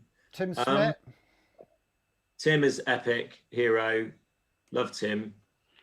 And his new project Orchards, he's very good. Tim would definitely is a definite hero. It's a great question for an outsider. There's a prolific Twitterer guy down that way who's down Falmouth way, actually on the south coast. I don't have anything to do with the south coast. I go to Bude and Widmouth Bay because of the surf more.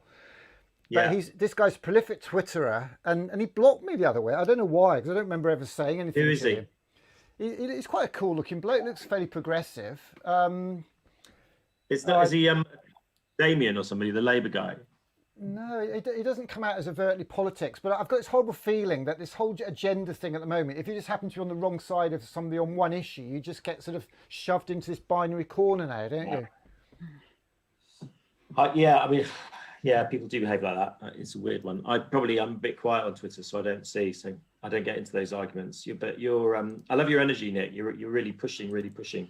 I went bust in the end of 2019 with my big projects, and it was catastrophic personally, and for the 81 people I had to let go. And so I'm in a weird, the whole COVID thing's been a really weird alignment for me, because I went bust at the end of 19, and then I've had this kind of liminal weirdness where everybody's been a bit in between everything, and so my own kind of fuck up has not found a home in a way. I haven't managed to fully process it yet. I was my finance director did a fraud basically, and we lost nearly £500,000 and I just had to shut the place overnight, so it was all tragic. Well, I'll be honest with you, I've been so used to skimming close to the seabed for the last few years that the COVID thing really screwed me up. And then I got an Arts Council grant to build all this. Do you want to see what's going on here? Would you like to see behind the scenes very quickly? Yeah, go on, show us. Yeah, I'll see if I can get my little camera working here. Would you like to see that, Bernadette? Yeah, I really would. I need to go in about 5 minutes, so please don't think I'm being rude. No, it's going to take 30 seconds, and I'm going to actually... I definitely want to see it, but I just wanted to say, and then I'll be heading off, but I really want to thank you for sharing some of your stuff with me. Well, that's very kind. Well, thank you for humouring me, because I'm nothing without an audience, basically, and I didn't do it to crave audiences, but...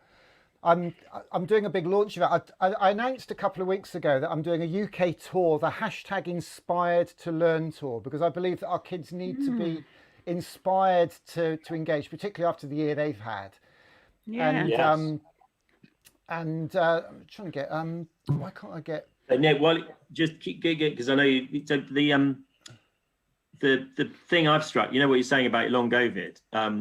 The thing that struck me, I've got a 13-year-old and an 11-year-old, and so they've only known Tory misrule, and that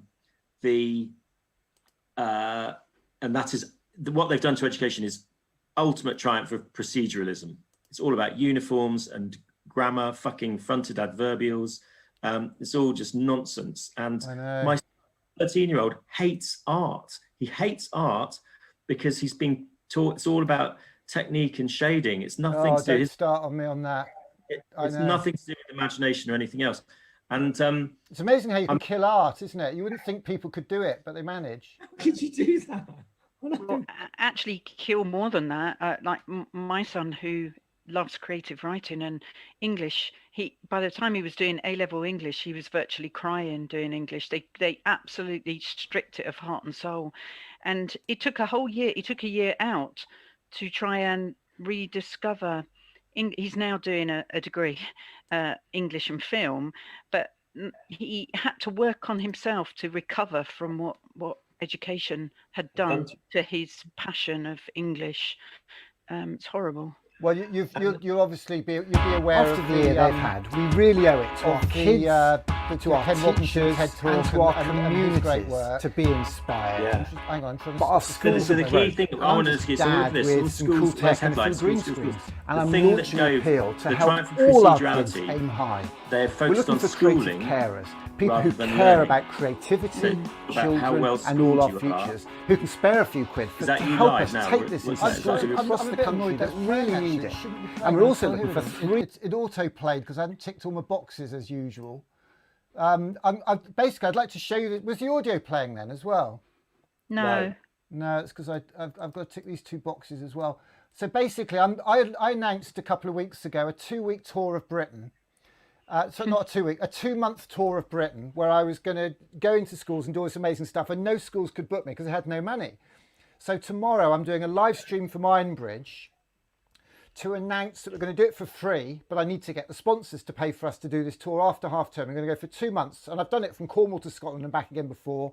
I want to go to Ireland this time as well, over and back again. So the film I'm about to show you is the film that I've made for tomorrow night. It hasn't got the captions in it, but it's the film. It advocates for kids, it advocates for teachers, and it advocates for brave school leaders, people who know the value of creativity and know that it will improve children's lives. They know that it will improve lives in schools, in communities, in work, in social prescribing in the NHS. And before I do that, I just want to show you what's going on behind the scenes here, because I know you've got to go, Bernadette. So basically, this is me at the moment in front of a green screen. Oh, wow, that's so clever. So I'm just sat here in front of a green screen. You're so clever. And in front of me, I've got I've got a laptop here. This is a very, very powerful laptop with some buttons underneath, and that's the software. So when I get a bit dizzy, that's because I've got to work out which one of those meters to press. You're over there on a Zoom. I've got a PowerPoint on a laptop down here. I've usually got a high vis. I've got a disco mirror ball up there for parties on a Saturday night. So basically, this is John clever. Adams Street tonight. Look at you, Nick Corson. Amazing. After the year they've had, we really owe it to our kids, to our teachers, and to our communities to be inspired. But our schools are broke, and I'm just a dad with some cool tech and a few green screens, and I'm launching an appeal to help all our kids aim high. We're looking for creative carers, people who care about creativity, children, and all our futures, who can spare a few quid to help us take this into schools across the country that really need it. And we're also looking for 3 sponsors too. I'm passionate about creativity, and I've decided to dedicate the second half of my life to inspiring kids with creativity. To support and advocate for teachers and the art of teaching, and to collaborate with our brave school leaders who look beyond the walls of their school for ideas and inspiration, like Mr. Walton, who let us run our own mini Glasgow festival on a cardboard pyramid stage that we built in his school playgrounds last summer, and Mr. Dyson up there at Parklands Primary on the Seacroft estate in Leeds. He let us build a cardboard Tracy Island and run a community art festival on it all over the weekend, and then fire a 200-foot cardboard rocket off. How on earth were we going to beat that? Well, another brave school leader, Mrs. Nelson at Joseph Cash Primary in Coventry, let us build a cardboard Coventry Cathedral in her playfields for a weekend art festival, and to celebrate the fact that Coventry is this year's City of Culture. The cathedral is a powerful symbol of rising up from the ashes, rising against adversity, being positive, being optimistic, and having hope. We're appealing for help today to take this on our Inspired to Learn summer tour, inspired by one of the UK's most creative head teachers, Mr. Sprackland, down there at Prince of Wales School in Dorset. We want to set up our Coventry Cathedral in school playing fields across the country, and our green screen studio in assembly halls to live stream our Aim High assembly to their community. We'll then help them run a day of creative activities with rocket making, coding, inventing, designing and making, before a real dynamite rocket launch to send everyone home buzzing at the end of the day. Will you help us inspire all our rocket kids to aim higher than high?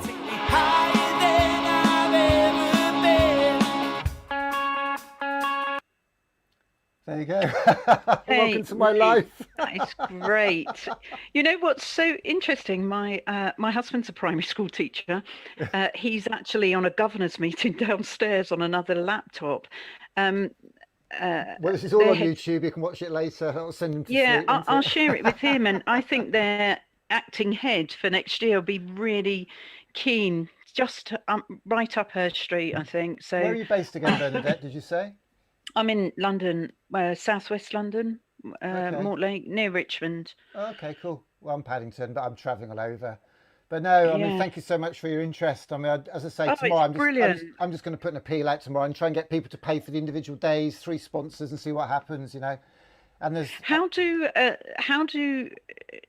would I link you then, Nick, on a Twitter or? so, well, if you go to steamco.org.uk, that's our Oh website. yes, that's and how if I you- got this link. Yeah, Yeah. so you Okay. can sign up there, you can email us.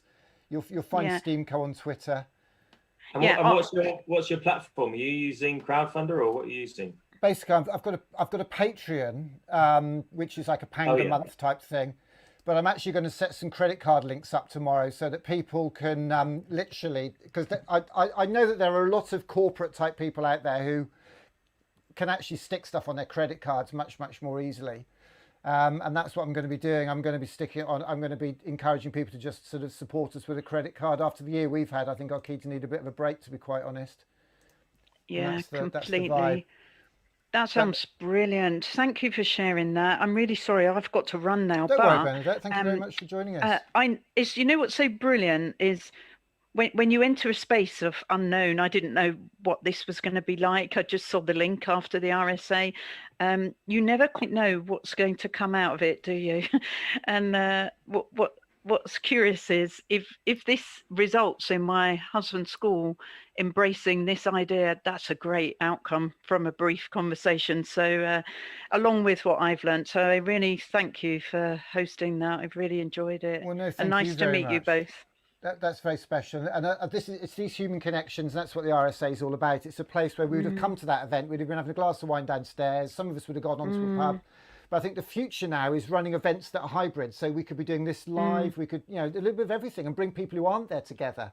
And that's what we've got to do. It must not be back to business as usual. So thanks so much for joining us tonight, Bernadette. I really appreciate it. It's been lovely. Thank you so much. See you. See you Bye. soon. Bye-bye. Bye. Hi, Renee. Sorry, I was scanning. Have I still got you? Yeah, I'm here. Yeah. I was just scanning the your website and Twitter and stuff. So I better go in a minute and do my homework. Yeah, but, absolutely. Good energy, man. And I mean, I think in terms of your disappointment about the lack of horizontal engagement there tonight, in my recent experience, that's typical RSA. That is. Oh, don't read too much into that. No, it's fine. Where did you get that from? Was it my message on the group, on the chat? It was when you were busking as I joined, before I knew how to message into you or anything, and I just had you open on the Twitter, chatting away, and you were just having the anti-climax moment of like, oh, there was a bit disappointed. So you were just saying that, but I think no, it'll be interesting to see what the new leader does. Have they been appointed yet at the RSA or not yet? Yeah, it's the chief economist from the Bank of England. Oh, he's cool. He's really cool. I've heard he's a super chap. I mean, it fills me with horror the thought of it, but I've heard good things. What's his name? Andy. I've got him in my phone actually. I've met him a few times. Who is he? Andy. Oh, that is good. Yeah, I can look it up. He's quite radical. Less on the creative side, I'd Andy say. Haldane. Andy Haldane. Andy Haldane. That's there he So is. I have a view of the RSA which is obviously very different to a lot of other people's and what it really exists to do. Because what it really exists to do is come up with policies to change the world and not just appease people like me. But I have a place, and I know I do. And for me, I think the CEO of the RSA, really, there's a leadership aspect to it, which I think is absolutely crucial, of leadership of people and inspiring people. And Matthew, it took me 6 years to get in front of Matthew, and he probably regrets that very day. But for me, it's I think if I had a wish for the new CEO, it would be that he maybe once a month, just gets 10 fellows in for a coffee, and to meet them and for them to meet each other and to facilitate that human connection, which I think is critical. And it's classic Tom Peters management leadership stuff, isn't it? Let's face it, 101. And I think less, we need the policy wonk, but I think that should happen in the organisation. The leaders should be inspiring and empowering and engaging and connecting people as best as possible. But what are your thoughts before you go? I think, what about him, how he should come in? I mean, I think so I've just looked up Andy Haldane on Twitter and found a guy called Andy Haldane, who's not the new chief exec, who's got 600 followers, and he says the real one, not the other one. My final thoughts. I mean, I think I didn't. So I'm catching up with what the RSA is. It is an establishment organism. It is a brilliant club. I think of it as it's my London club. I come up and I tag in, and it's a great place to catch up with people and have meeting space. But I think you're right. You're absolutely right. Keep Andy Haldane coming out of the bank he is a very, very human bloke. So, and he's quite irreverent. He's quite subversive for somebody who's been in the bank that long.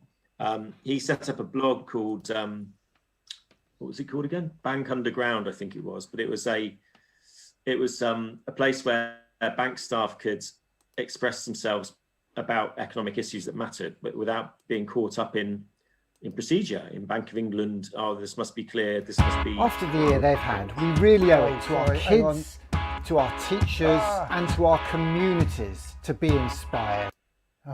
I know what you're dealing with now. Too many buttons to press. That backstage tour you just gave me, that was priceless. I'd love to show my kids that. Well, it's all online. It's everything we've done. This is on YouTube, Twitter and Facebook now. You appreciate that, do you? No, I hadn't realised that. So I probably should have told you. Are you cool with that? Yeah, I'm cool with that. So that stage, or no, it's just live. You can go back and find it later if you want to. Okay. All right. Yeah. If you're unhappy, if you're unhappy with that, Matthew, I can take it down. No, I'm cool. I'm cool. It's whatever. Yeah, it's whatever. I think what I was going to say that, it is a time for people to reconnect with each other and to find new ways of, or make more of the new ways we have found to connect. COVID has given us new ways of connecting, hasn't it? So how are we going to harness that to make a difference in the real world? Because there's a lot that needs doing quite quickly in terms of change and empowerment. So, I think, good luck to Andy. I think it is a good appointment, frankly, given where we're at politically and with the rest of everything that's going on in Britain. I think he'll be brilliant. Well, that's a vote of confidence, which I'll take actually. And if I think you'll need to, like you say, you need to get the creative fringe mobilised so that he understands the power of that in the overall equation. But I'm sure he does.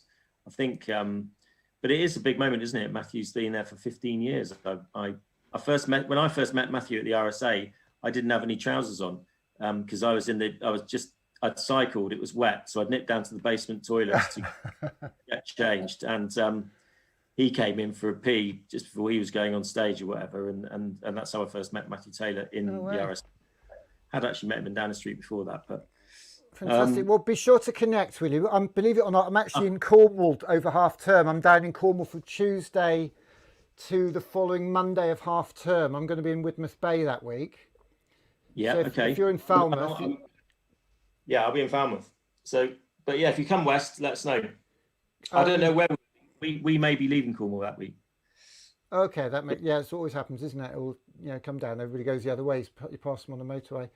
A lot of my friends become teachers in Dartmoor. I look forward to seeing them, but they come back to London and Oxford over that period. Dartmoor. Lovely to meet you. Right, thanks for connecting. Thanks for putting this on. All right, you take care. Let's get in touch, Matthew Thompson. I'm going to track you down. Drop me an email or something. I've just I'm your most recent follower on Twitter. Oh, fantastic. Okay, I'm going to play out film. Thanks very much, and thanks for everybody for joining us tonight here for the last night of Matthew Taylor's speeches, keynote CEO's nights. I'm going to play out with a film that a dad at my son's school made for me about the work we're doing here at Steamco. Chris Sullivan. Thank you so much for joining us here at John Adams Street.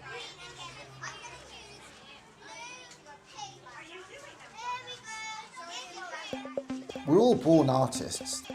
The problem is to remain an artist as we grow up. That was Pablo Picasso. And I think we've got to help our kids, all our kids, aim high in life. Not just high, but higher than high. We've got to help our kids find their passion, their art.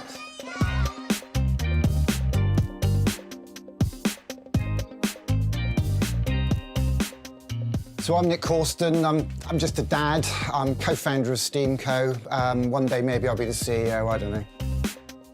So STEAMco is a non-profit community enterprise that helps connect our kids with their art and our communities with their schools by running creativity days. And we want to get the whole community involved. We want people who've had kids, not had kids, got kids, whatever, to come and work with us to help us run these days.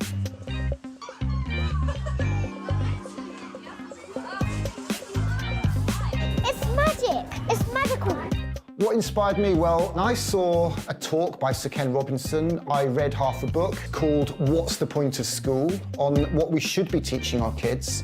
And I went to Camp Bestel, which is really a Glastonbury for kids. And I thought, I want this in my kids' school. I've got a lovely little film my dad gave me of me when I was 1 and him with my first ever train set. And I show that to kids in schools all over the country. And how my dad gave me the greatest gift. He gave me my art. Because art is what we call it when what we do might connect us to somebody else. So art could be painting, it could be photography, it could be cooking, it could be coding, it could be dancing, it could be design, it could be DJing, it could be robots, it could be rockets. The fun, the excitement that we have making and firing rockets in schools is to be seen, to be believed. This is the best day of my life. This truck contains everything you need to run a creativity festival in a primary school. 30 coding kits with the BBC Microbit. We've got rocket making kits. We do cardboard challenge. We can do the egg drop. We've got a t-shirt printing machine so we can print I Love Art t-shirts. So the kids design their own logo, take a selfie. We've had thousands of posters of those done. That's with JR, French street artist JR. So we've got communities all over the country designing I Love Art logos, taking photos, and we sent them off to JR, and he's printed 1,000 of these off for us, which we're fly posting all over the country. So in lockdown, we got an Arts Council grant and we built a green screen TV studio. We've been live streaming events all summer. We did a 3-day Glastonbury event where we built a half-sized pyramid stage from cardboard and code and ran 3-day events. We had Martin and Gary Kemp.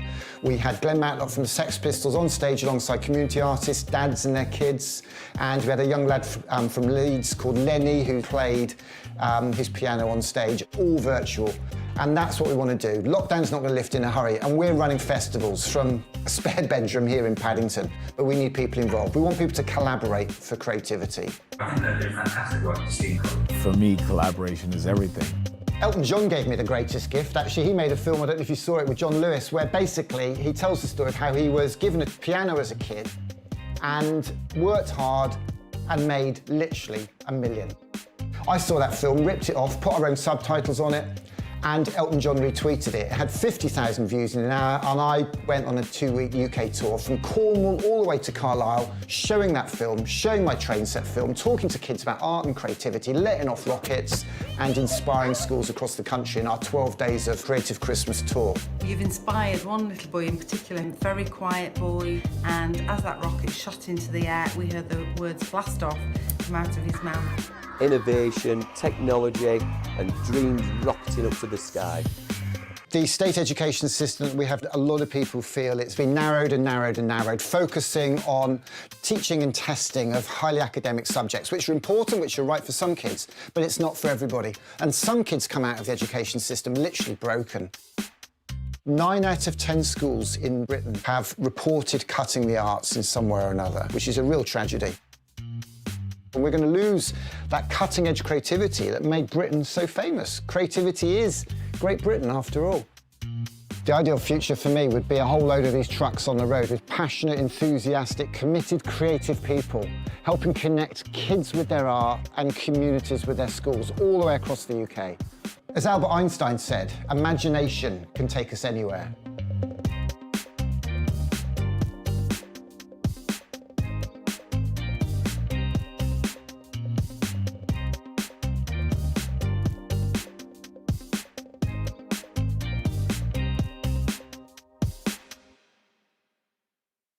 I would like to have STEAM day in my class.